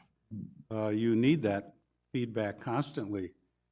When I was in city and county management, the whole idea was to hire the absolute best people you could find and then let them do their job.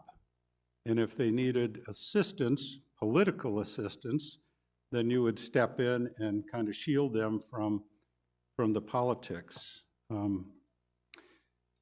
But I think in hiring I was on, as some of you may know or not, I was on the committee that hired Bill Schwant. And we did a nationwide search. We looked at a lot of resumes. We interviewed a lot of people. And it was a unanimous choice. Did he do things perfectly the whole time he was in there? Can't comment. Probably not. I never did things perfectly all the time either. But I think we need to look for somebody who is open-minded, is willing to listen more than talk, and get input from the residents. And we need a true leader at the top, not somebody who's looking for somebody else to do things for him. So that's it. Thank you. Who else would like to weigh in on this question? Yes, Ronald.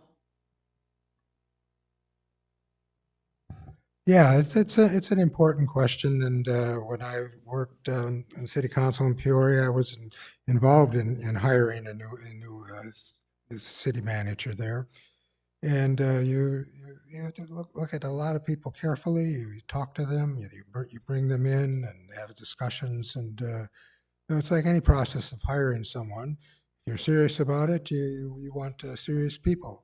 And so you do a careful job of it, and I assume that we will do a careful job of that here. Thank you. Thank you. Dennis. Yes, I actually would like to see somebody that's around 55 with a really good work ethic and record, provable record, someone that's dynamic and totally approachable, and more of a manager instead of a politician. Okay, I think, Dory, did you have your hand up? Just a quick note. Bill was with us for 5 years, and when Bill first started, my desk just happened to be across from his. And every day he'd come out and he'd approach different people and he'd ask questions like, "So could you tell me, what do you think about this?" He made us feel that we were needed, that we were a part of it all. And everyone has flaws. No one is perfect. And so it's just one of those things that happen. Thank you. Rudy? I think that'll be an interesting time. I think in finding our next general manager, it's going to have to be someone with probably at least 5 years' experience in running a community or a city even similar to us, and he's probably going to have some experience working in a senior community. We have some very unique things here that if you haven't worked with that before, it's going to take you by surprise. So I understand we have a search group or committee already formed. I wish him the best of luck. And I certainly will work with the board in whatever that needs to be done. Thank you. Thank you. Yes, Nick. Yeah, I hope we find somebody who both listens to the staff and watches the bottom line. I don't think they're mutually exclusive. I think what is going to be a bit of a shock is how much we may have to pay for an experienced and competent general manager. It's not going to be a low salary that comes out. We may even have to pay an equivalent amount of that salary to a search firm as well to help us. Because how many retirement communities are there in the country like ours? 10, 12? How many qualified people are there out there who've run retirement communities like this? Not many. Thank you. Jolene? I believe last time they did a search, they had 200 people apply for the job. So there are people out there that know how to run communities.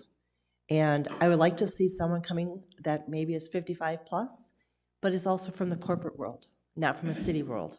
Because guess what? They look outside the box to get answers and they try to save money. That's all. Thank you. Anyone else want to weigh in on this question? Okay, thank you. The next question is for Dennis. It takes 5 votes to get approval on the governing board. Would you be able to support an issue you voted against once it has passed the governing board? Oh, very interesting question. I would say overall, yes, but that's the part of the board, is to make a decision, and that decision stands. Okay, so I get that. But I don't think I would have to necessarily change my opinion.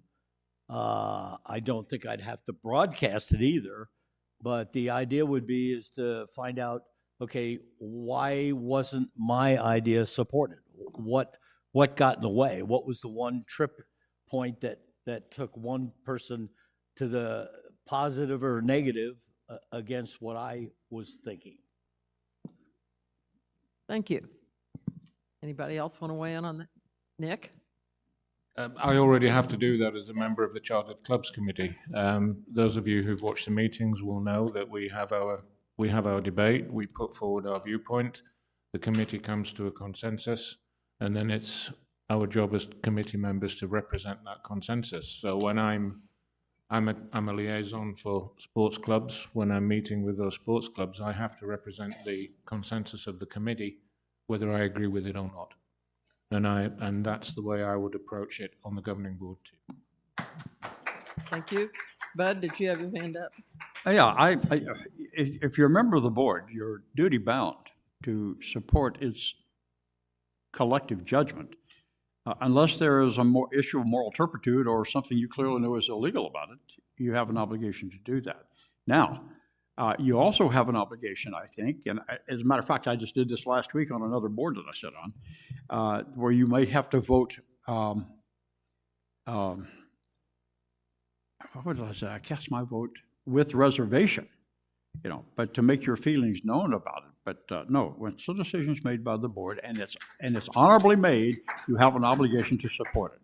Thank you. John? Having been a city manager with a 4-3 board for 8 years, I understand division on a board. And I think the most effective boards, no matter what the ultimate decision is, move forward in unison. You have to have a united voice as you move forward. You've already made your comments for or against, so now the vote's been taken.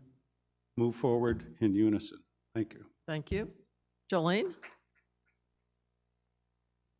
I would agree with what John just said. You make your voice heard when they're discussing anything.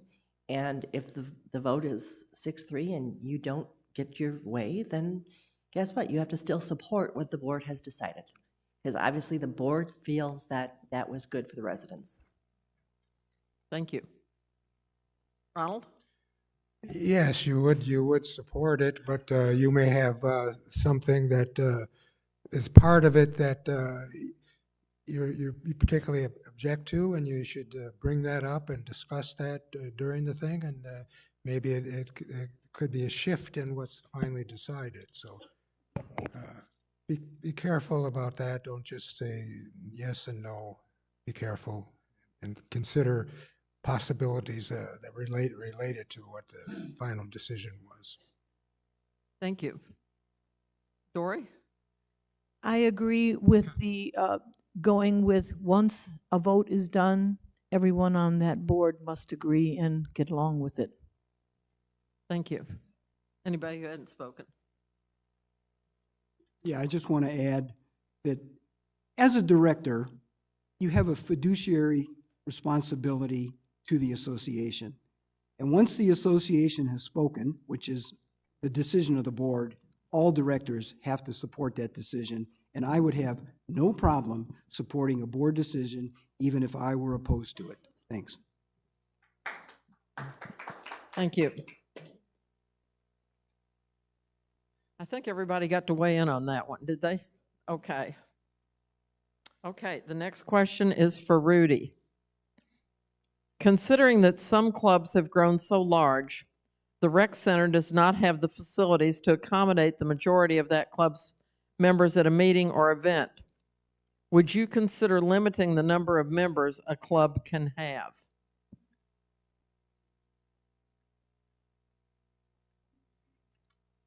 That sounds a lot like we're having a good problem.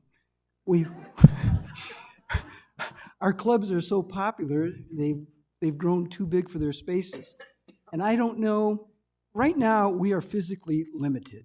You know, there's talk of a master plan and things like that, but there's no room for us to grow within the walls of Sun City West. So I don't know how you exactly answer that question, but I think it comes down to, that's the question the clubs are going to have to answer. Because if they decide that they want to limit their membership, they bring that forward to the board, and that gets discussed, because as we know, our policies are that clubs are open to all of our owners and residents. So we're going to have to make a decision on that, and it's a tough decision. But yes, we have a couple of clubs that are so large that if all their members tried to meet, we don't have spaces for them. And like I said, that's, in a sense, a good problem, but it's still a problem, and I think it needs to be looked at. And what the clubs come up with a solution and recommend to the board is the way we should go. Thank you. Thank you, Rudy. Anyone else? Dory? I just want to say that it's not just members. They have to be in good standing to be able to be a part of a club. That's the most important part, the good standing. Thank you. Nick? Yes, it's times like times like this you wish they'd never demolished the Sundome. Then you could fit everybody in. But it's a long-term planning issue. I don't believe we should be restricting the size of the clubs. We should, as part of the long-term and strategic plan, decide what we need to do. How do we get a bigger space? Do we buy a church if one comes up for sale? Do we do some redevelopment of an existing recreation centre or facilities to build something which can hold more than 1,000 people? Thank you. Dennis? And I'd like to take off where Nick stopped there. I agree. We should be a little bit more inventive. I know that there are churches that are probably available, willing to be sold and bought, and I think we should definitely take a look at those spaces as possible increases in our room and availability for our clubs. Thank you. Ronald? Yeah, so those are some good ideas, and I think things can be worked out. And the club isn't going to limit, they could have certain meetings for certain members of their club, and other times there are a lot of ways that could be solved. I don't see that it's really a problem. Thank you. Jolene? I don't think we should limit the number of people to belong to a club, but we do have to come up with an area for the boomers and a couple other clubs so they can have functions or general meetings. Now, how do we do that?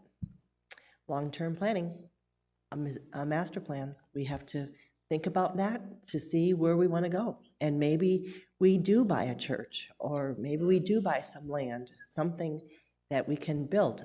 We are not going to get any larger, but we're not going to get any smaller. Thank you. Anybody else going to weigh in on that question? Okay. This one is for Rudy. How would you go about balancing maintaining or updating? Let me start over again.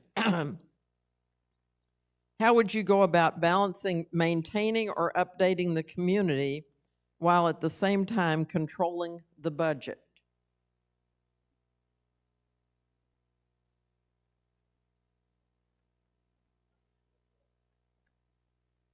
Let me read it again. How would you go about balancing maintaining or updating the community while at the same time controlling the budget? I think we're doing that right now. Every year in developing our budget, we take a good look at our known expenses and our estimated expenses, which determines how much money we need to pay our bills in the upcoming year, and that's what determines our dues. And if you look around, some of our facilities now are about 45 years old, and we've done an excellent job in maintaining them within keeping our dues very, very reasonable. And to me, this comes back a lot to the fact that we do have this asset preservation fee, which is used to fund our reserves. And as Nick said, over the last 5 years, we've spent $35 million maintaining our facilities using the capital reserves, and the fund has actually increased by several $million. So I think we're doing things the right way, and I think that the budgeting process that we have in place with an excellent budget and finance committee, we just need to be continuing what we're doing because the place looks great, and I enjoy living here. Thank you. Anyone else want to weigh in? And I will definitely repeat the question if you need me to. But I think the trick phrase in your question was, and while maintaining the budget, inflation gets everything, so it's probably going to cost us a little bit more along the way. That said,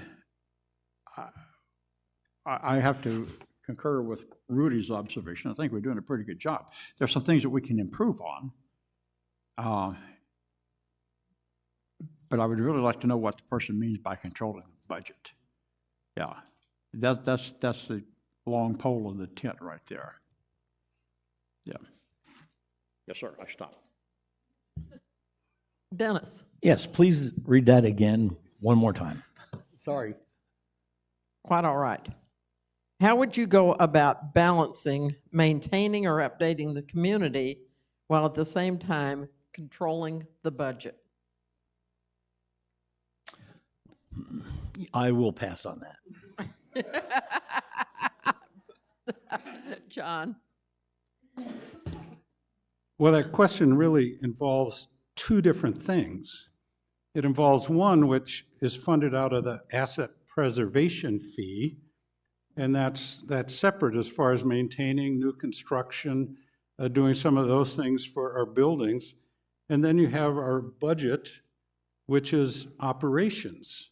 That's something totally different. And I think they have to be looked at differently, and how you maintain your operations is through gathering the right data, having a very good budget and finance committee, taking input from residents, and eventually coming up with a good solution. Thank you. Anybody else going to weigh in on that convoluted question? Let's go on to the next one. This is for Dennis. Is your primary responsibility as a governing board director? That's easy. The members, the association. Thank you. Anybody else? Dory? I think all 8 of us would agree with that the membership is the most important part of this whole thing. Anybody want to say anything? I see a lot of heads nodding, so Nick? Yes, I'd echo that too. I think the one thing that I will do my utmost not to forget is that I'm representing the community, I'm representing the members, I'm representing the people, and it's for their benefit that we're here. Thank you. Bud, I saw you first. Without you, there is no need for us. That's the answer. Rudy? Well, I think I'd just like to clarify that a bit. As a board, we have a responsibility to the association. The association must continue to exist. Members continually change. So our duty is not exactly to the members, but by doing a good job for the association, it's our members that benefit. We can't exist without the members, but our primary duty is to the association, and our members are members of that association. Thank you. Jolene? I agree with everyone, whatever they say. I mean, we are here because of owner members. So we have to listen to you guys. Okay. Who's up next? Bud. What are your plans for building unity in our community?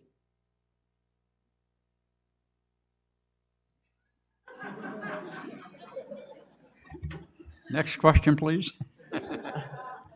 No, seriously, I think we need to establish a firm, vibrant, and collaborative relationship with PORA. They do a lot of things for us that most folks don't know about, particularly in terms of government interaction. I think that we need to create the culture of doing things right and appearing to do things right, and maintain open communications with any and all members of our community. Also, doing our best in a technical sense to stay ahead of the power curve of new technologies and things like that necessary to keep the place running. Yeah, I think that's where I would go. Yeah. John? I think that's the most difficult question that's been posed. How we bring the community together and the potential board together. And I think the answer just simply lies in listening to each other and respecting each other. We don't have to agree, and we certainly aren't going to agree. But I think the more time we spend together as a board, as a group, maybe we have some more informal type listening sessions, anything that can bring us together so that we can listen to each other's ideas and go from there, I think we'll be much better off. Thank you. Dennis? I definitely agree. I think respect, approachability, transparency, and honesty. And if you're upfront with those, the community will definitely come together, as will the board. Okay. Nick, you had your hand up. Yes, and a certain amount of empathy too, as well as respect. We need a culture of respect and empathy. When you have two groups who want two different things, how well do they try to understand what the other group is saying? Why are they saying it? Where do they come from? How will they be affected if they don't get what they want, but you get what you want? So what is the impact that your ideas and thoughts have upon the whole community, not just those who have an interest? Thank you. Jolene, did you have your hand up? I think it's really important that the board listens to the residents when they come to a meeting and they ask questions and they say thank you. We never hear back from the board, oh, by the way, this question was asked, and they give us the answer. So it would be nice if we had a little bit better communication with the board to the residents, and that could probably unify us. Have you already answered this one yet, have you? Okay. I think it's incumbent upon the board to set the example of public virtue to the community. But it is also incumbent upon all of us here to do the same thing. to be the best we can be, good neighbors, forthright, communicative, letting us know when, when things are bad and let us know when things are good.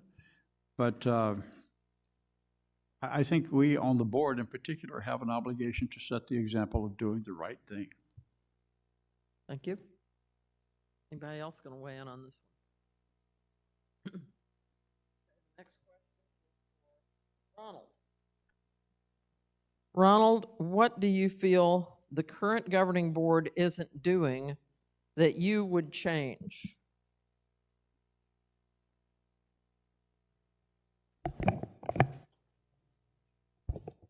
I'm trying to think, but no, I think that they're doing a good job. The little that I've watched, but they seem to be sincere and thinking about things. And I know some of them been criticized, but no, I don't see a problem.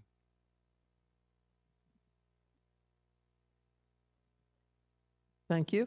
Anybody else going to weigh in on that one? John? It's just a matter of logistics to me, but when I go to a governing board work session and they're all sitting up here and I'm sitting out there, there's no eye contact direct to other directors. I would love to see a forum where the directors actually sit at a round table and address each other and talk back and forth to each other. That to me is a work session, not just stating an opinion and then somebody raises their hands and somebody else states their opinion. You want to have back and forth with the directors. Thank you. Yes, what do you feel the current governing board isn't doing that you would change? Rudy? I think the governing board is presently doing a good job, but this will be an excellent opportunity for them to change the way they oversee the operation of our general manager, since we're getting a new general manager that they will be selecting. You have to take a look at our bylaws. There's not a real good description in there, so maybe we just need to take a look at our bylaws and redefine the board's role in its oversight of our general manager. Thank you. Thank you. Yes, Dennis? Yes, they're obviously doing a lot right, but there's definitely some improvement. Better communication, more friendly communication. Do the research. Sometimes in the past, I felt like there wasn't enough research done on a particular item. The other thing is it has to increase the oversight. The general manager resignation, again, leaves a good way to do that. Thank you. Anybody else? Okey doke. The next one is for John. As you gathered signatures, what was the number one concern you heard from the community? That was easy. Everyone wanted to know if I was for or against the recall before they would sign my petition. I really didn't get I talked about fiscal responsibility with those that were signing, but that was the number one question. Thank you. Others, what did you want to weigh in on that? Bud? Oddly enough, I did not get a question on the recall. I did get questions with respect to did I think the board was being sufficiently proactive and decisive? That was the directions that my questions came from. Thank you. Dennis? Yeah, I think probably a lot of them knew my feeling on the recall, but regardless of that, they were saying, so what do you think you can bring to the board? What is it lacking? Can you help us with this? Will you look into that? Will you respond to us? That was a big thing. Nick? Yeah, I received similar questions like, what have you done for the community so far? Was one thing. So, I talked about my charter club's experience. I was asked about the recall. I was asked about the budget. So those to me were the hot topics, if you like, that were coming up around at the time. But of course, that was last year. That was several months ago, and we have moved on a lot since then. Thank you. Dory? So I had the same kind of questions they did, recall and all that. But I had one gentleman that came up to me and he said, and I'm not going to use the word that he used. He said, did you know that there are 3 houses of ill repute here in Sun City West? And what am I supposed to answer to that? How would I know? So I said, really? And he says, now, I don't frequent them, but I know of friends that do. I mean, that was so off the wall. It's like, what? Thank you. And the next question will not be, what are those addresses? That's right. We are looking for transparency. Well, we are. Rudy? I think the best question I was asked while collecting signatures is, how come 5 directors earn over $100,000 a year? And that really upset me because I want to know who those 5 directors were. But on the other hand, the question I was not asked is, are you going to lower the dues? No one came to me and said the dues need to be lowered because they understand the cost involved in running this place and they think the board is doing a good job. Thank you. Jolene? I did have to educate some of our residents because they do think that the directors get paid. And that's not true. Directors are volunteers and our management team gets paid. So again, we need to start reaching out to our residents to make sure that they understand how our board works, what our management team does. Because a lot of residents, they're here because it's an active adult community. Thank you. Ronald? Yeah, I didn't get a lot of questions about the people that do the work here, but they mostly talked about me, and most were happy just to sign. But there was a concern that the dues were actually a little high, but then they would say, but we need to pay those dues. They're the right amount. And they would compare it to the regular Sun City where apparently the dues are less, and they say, it's really worth it paying that little bit more. That's what I heard when anyone brought up the dues. So that was very interesting to me. Anyone else?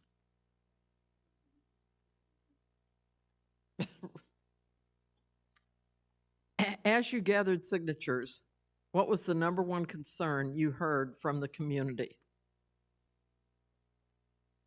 Everybody happy with? Okay. All right. Actually, this one, we've had several people ask this one, and I'm going to go down, just start with Jolene and come around. Simple yes or no. Have you attended or are you currently registered for Torch? Dennis? Oh, go ahead. No, I have not attended Torch.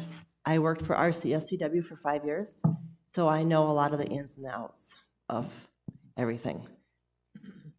Thank you. Dennis? Just ask me. I am currently in the spring class, and it's amazing. After 13 years here, gosh, I wish I had done that 10 years ago. It's amazing. Thank you. Nick? I'm a graduate of the fall 22 class. Thank you. Ronald? No, I haven't attended. Rudy? Yes, I attended the torch class the spring of last year, and within a month or two of completing, I volunteered to be on the torch committee. I'm now on the torch committee, helping out with running both the fall and spring classes, and I love every minute of it. Thank you. Thank you. John? I don't recall the year. It was 2018 or 19. I attended Torch with my wife. Loved it. Couldn't believe you just find out so much information. Thank you. Dory? I'm attending the classes. Oh, I'm sorry. I'm attending right now, Torch, and even though I work for the rec centers and there's a lot of things that I did know, I still felt that if I'm running for the board, I should have attended Torch. Thank you. Bud? My bride and I currently attend Torch, and thanks to Rudy for providing all the goodies. It's a great course. Okay. What's that? We are.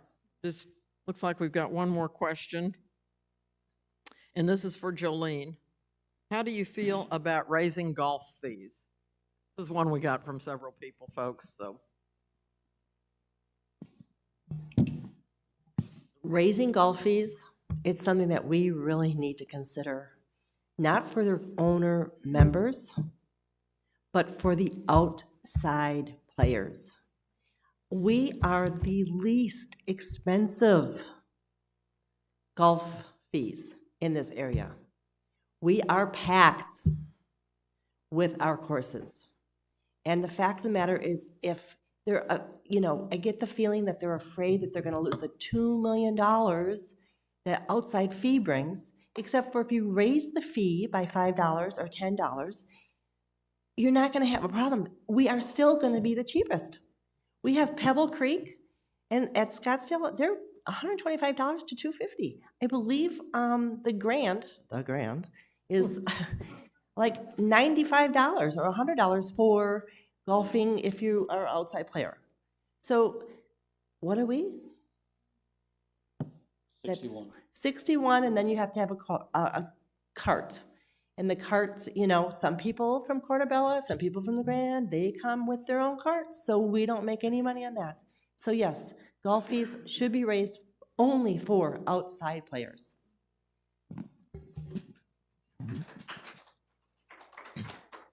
Dennis? Yes, I definitely think that there should be some adjustments in the golf fees. Definitely, we're leaving too much on the table between other areas and other golf courses. Again, some of that could go possibly to lower the member fees. Some of it could go possibly even to reducing our dues per year. There's a lot of possibilities. Yes, I felt in Torch, sorry. Rudy? Our total golf fees are our second highest source of revenue. So it's something we have to look at every year, and I have a very simple solution for that. Elect me to the board and appoint me as the golf committee chairman, and I will look at that every year and take care of that problem. Thank you. John? I think you have to look at golf fees every year like you look at the rest of the budget. But we have to remember, too, that we are subsidizing every course in Sun City West to the tune of a couple $100,000 or more. But let's look at what do we spend on our rec centers per year? And they're not revenue producing. What are we spending on pickleball courts per year? They're not revenue producing. So I think we need to look at both sides on the budget. We need to look at income, additional revenues, and look at expense, but let's not get carried away on the golf course. Thank you. Anyone else? Nick? Yeah, as an economist, we talk about things like elasticity of demand, which means if you increase your price, demand does not fall off a cliff for some items. For others, it does. I don't believe that that's a case for outside golf play. If we increase our fees for outside golf, we won't immediately lose $2 million worth of revenue. We may lose 10,000, we might lose 100,000, But I don't believe that we would lose 2 million. So it needs to be looked at in that kind of context, not a case of you can't touch this. At the outset, I'm disinclined to support a blanket increase in fees. I agree with Nick that we need to really do a detailed analysis of what the data shows us and make a decision based on that, rather than just, carte blanche raise them. Yeah. Ronald? Yeah, I agree with that. It's something that should be looked at, and the fees relative to other places, and how it's going to change the number of outsiders that come in and pay something. Yes, you should look at it, all kinds of things like that. Thank you. Anybody else? What's that?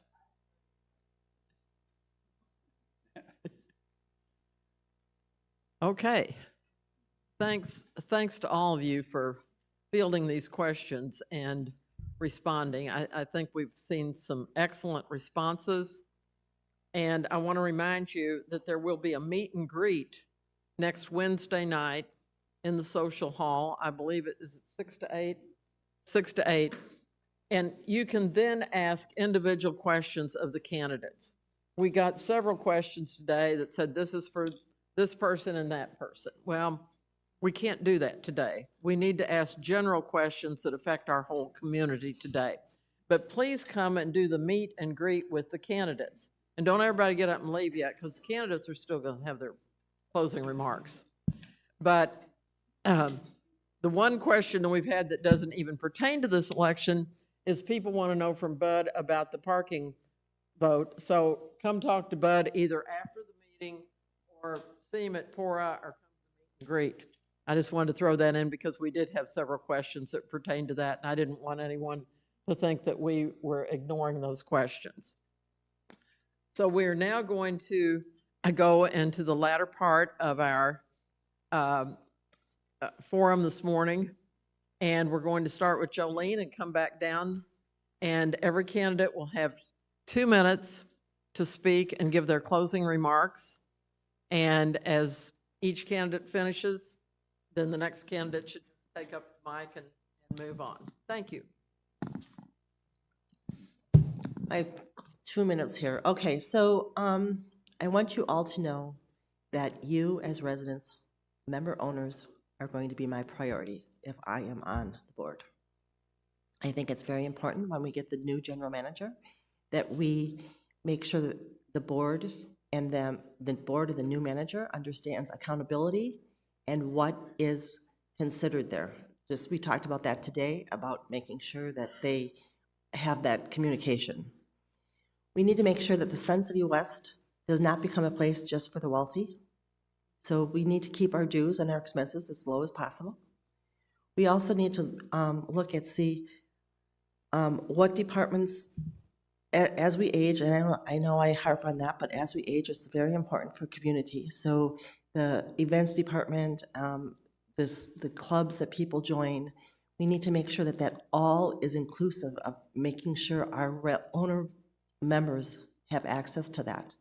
I would love to see not only an e-news that we get on Wednesday, but it would really be nice if we did an e-news club e-news, like twice a month, because if you're a club and you're having a hard time coming up with members, maybe you can advertise your club. Owner members should have first dibs on event tickets, rounds of golf, and sitting in the Lizard Lounge. Oh, okay. In closing, I ask for your vote and trust me in this journey. I cannot achieve these visions alone. I'm going to have coffees or the other talkabouts so we can all do this together.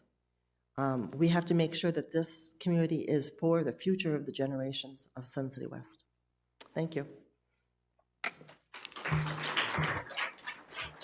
Thanks, Jolene. Again, thanks for being here and listening to us.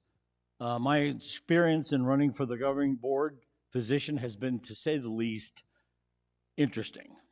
An evolution if you will, evolution of knowledge. It started with my involvement with softball and the ill-fated outcome of the decisions made by the Chartered Clubs Committee, then watching 22 years of successful, trouble-free intermixed play with Sun City end as President Hurley broke the tie of the governing board vote. Afterwards, the president would say, I could have voted either way.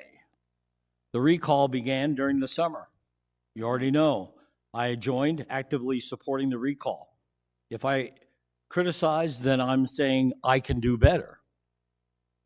With this concept, I began my candidacy for the governing board. I've learned much.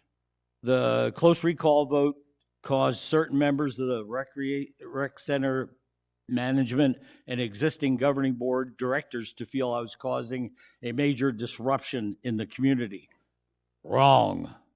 My primary intention are the result of neighbor, owner, member input, leaving me with serious concerns at times for the continuation of our Del Webb defined way of life.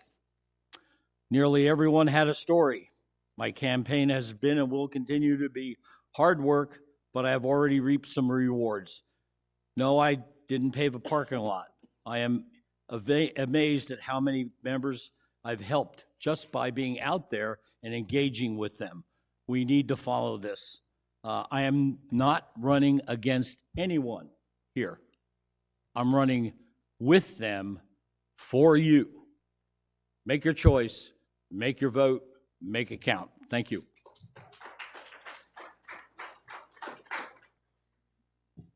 Sun City West doesn't look as good as it does and will not continue to look as good as it does without continued investment and maintenance, and that costs money. So yes, I want to spend money to keep Sun City West looking this way. Holding our annual dues at the same level this year and into the future is not prudent. It's just storing up trouble for the future. If we don't spend on a regular basis to maintain our premises, we're just storing up trouble for the future, and that's exactly what's happened in one of our neighboring communities. The annual dues there are now rising 50% faster than our annual dues. They have insufficient funds in their capital reserves to do the development work that they need to do. They're playing catch up. They're having to add staff in order to run the maintenance projects that they are behind. Our investments and our spending has been moderate, and it has been justified. Don't get me wrong, I believe our annual dues need to be kept low, but not to the detriment of our community. I'm not going to lie to you. If we keep this place the way it is, our dues will have to rise. And as a community, we need to accept that. So I'm going to work to preserve the best of what we have. I want to build for the future. I want to hear good ideas from the community. I'm going to be responsive and sensitive to your needs. I'm going to work hard to serve you with openness and transparency, but I'm not going to lie to you about how much it costs to run this place, because it costs a lot to run this place. So vote for me, Nick Turner, in the upcoming election. I thank you for your support, and I will spend your money wisely.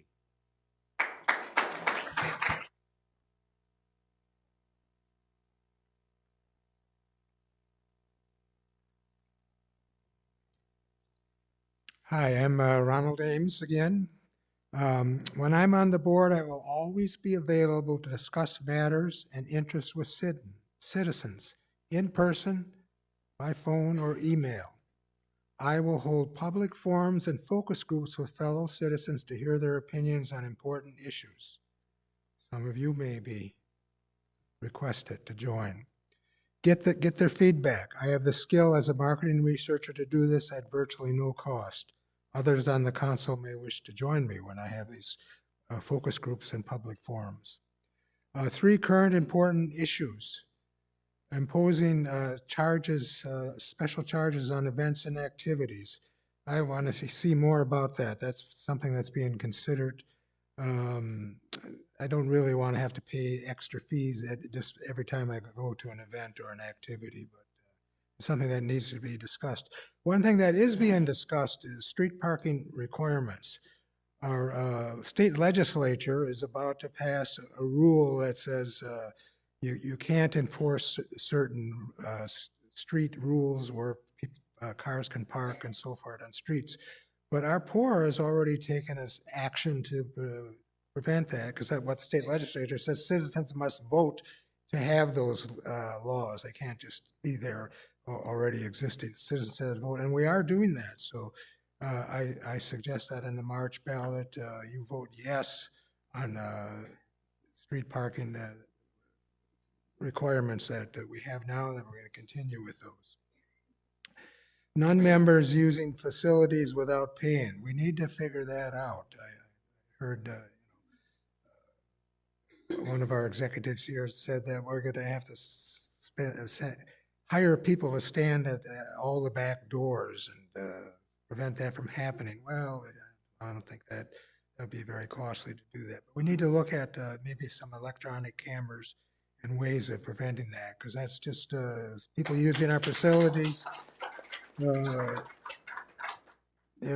shouldn't be, that prevents us from having use of those facilities as the way we should. I will bring up, oh, okay.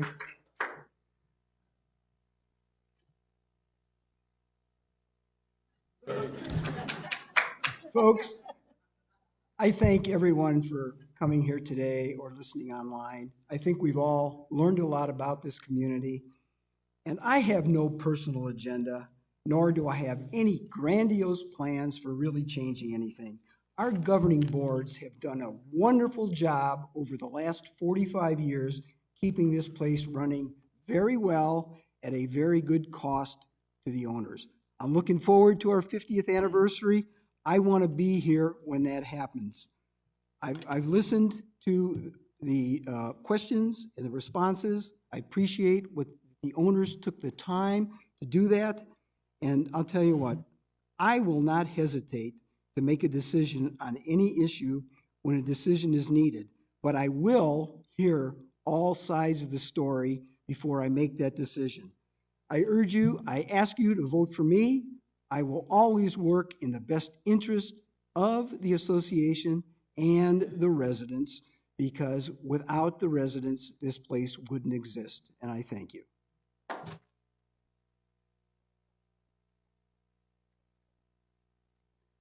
I'd like to thank all those who are attending today or watching online. I appreciate those who are really trying to get more information about potential candidates. And I want to thank the election committee for their hard work in guiding this year's election process.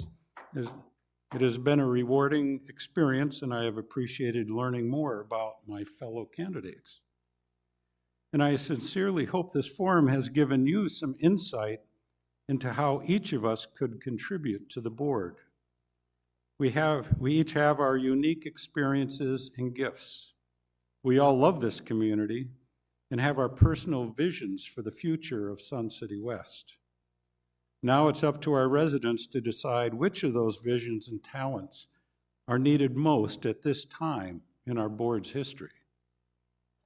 My wife and I are blessed to be part of this community, and I would look forward to the opportunity to serve Sun City West as a board director. Thank you.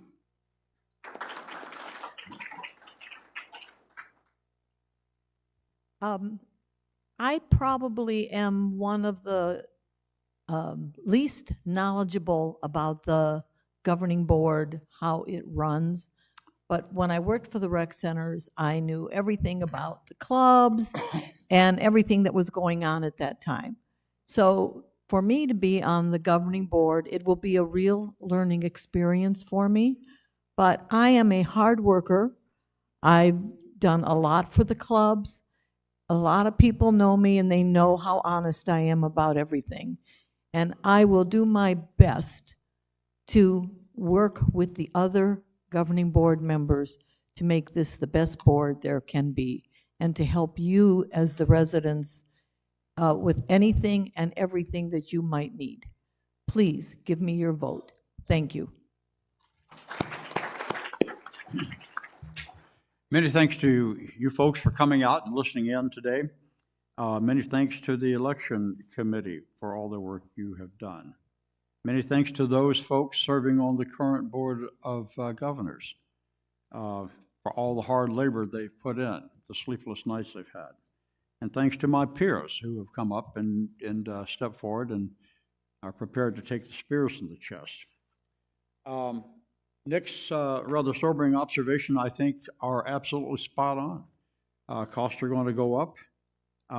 Big changes are occurring around us that impact Sun City West. That is just, that's a fact. So we have to be prepared to deal with that. The professionally facilitated master plan and strategic plan is a must, and that is my hot button for Sun City West, to keep it the beautiful community that it is and to be able to carry it on out for the next however many years. Thank you very much.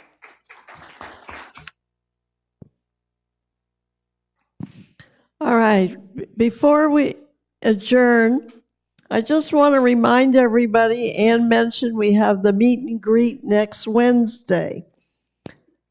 But important deadlines you really should know is that on Wednesday, March 13th, is the deadline to register to vote online.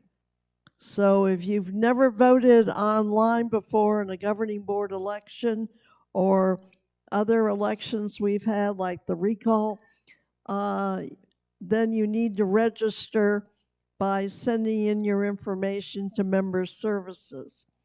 And then on Monday, March 18th, you can start voting online, and that ends on Thursday, March 21st at 3 o'clock. And then after that, if you haven't voted, March 25th, we will be holding elections at the Resource Center at the library, and that again will be from 10 to 3. If you know somebody who's a shut-in and they want to vote, we have somebody who will go to their house and help them vote, give them a ballot, and collect it from them. And we also have accommodations at the Resource Center for people who might be in a wheelchair and so forth. So we want everybody to come out and vote. We really appreciate all of you coming.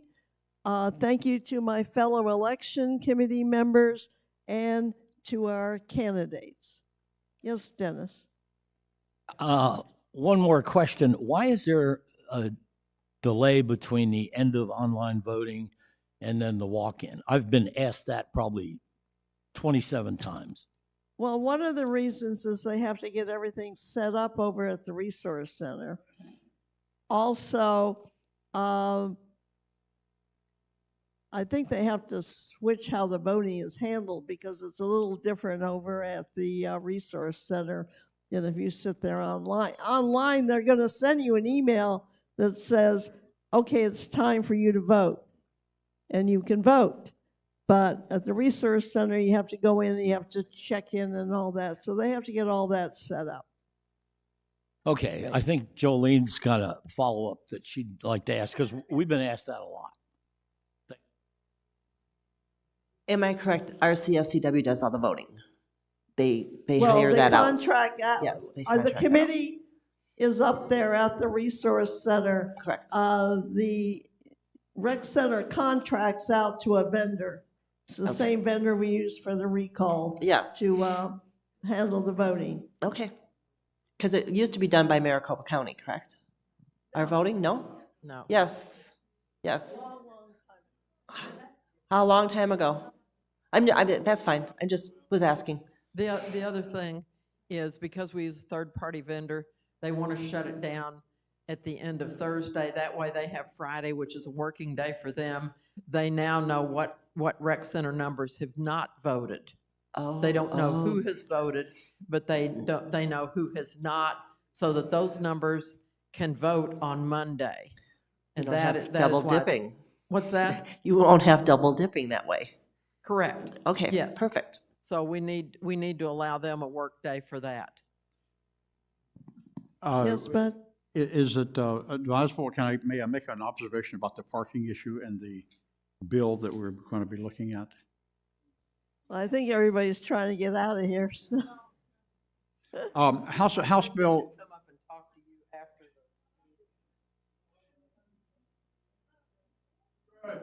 House Bill 2470 was defeated late in the afternoon, day before yesterday. That was the issue that came up from a congressman, 17th district out of Tucson area, trying to impact our ability to have our CC&Rs control the streets. So the question people are asking me is there still a requirement for us to vote? The answer is yes. This afternoon, I'll be meeting with Jim Riley here at the Rec Center to make sure that we've got the proper wording to be sent out to you by Katie O'Grady, by Pora, and by Buzz About Town about the upcoming vote on the 25th on House Bill 2298, which should be a yes vote. And again, the whole thing is to make sure that we can control through our CC&Rs the parking on our street, and so somebody doesn't park a semi-tractor trailer in front of your house and leave it there. That's what it means. So anyway, the first good news is we defeated 2470, and congratulations to you folks, because not only did I take down about 5,000 signatures on a petition and handwritten signatures to the House and Senate day before yesterday, but the House and Senate called us and said, can you guys cool down your neighbors out there? We're being inundated by emails on this thing. So, I mean, that's where the public had an opportunity to step in up to the plate, and they did. And so congratulations. Yeah, that's it. Thank you all for coming, and please don't forget to vote.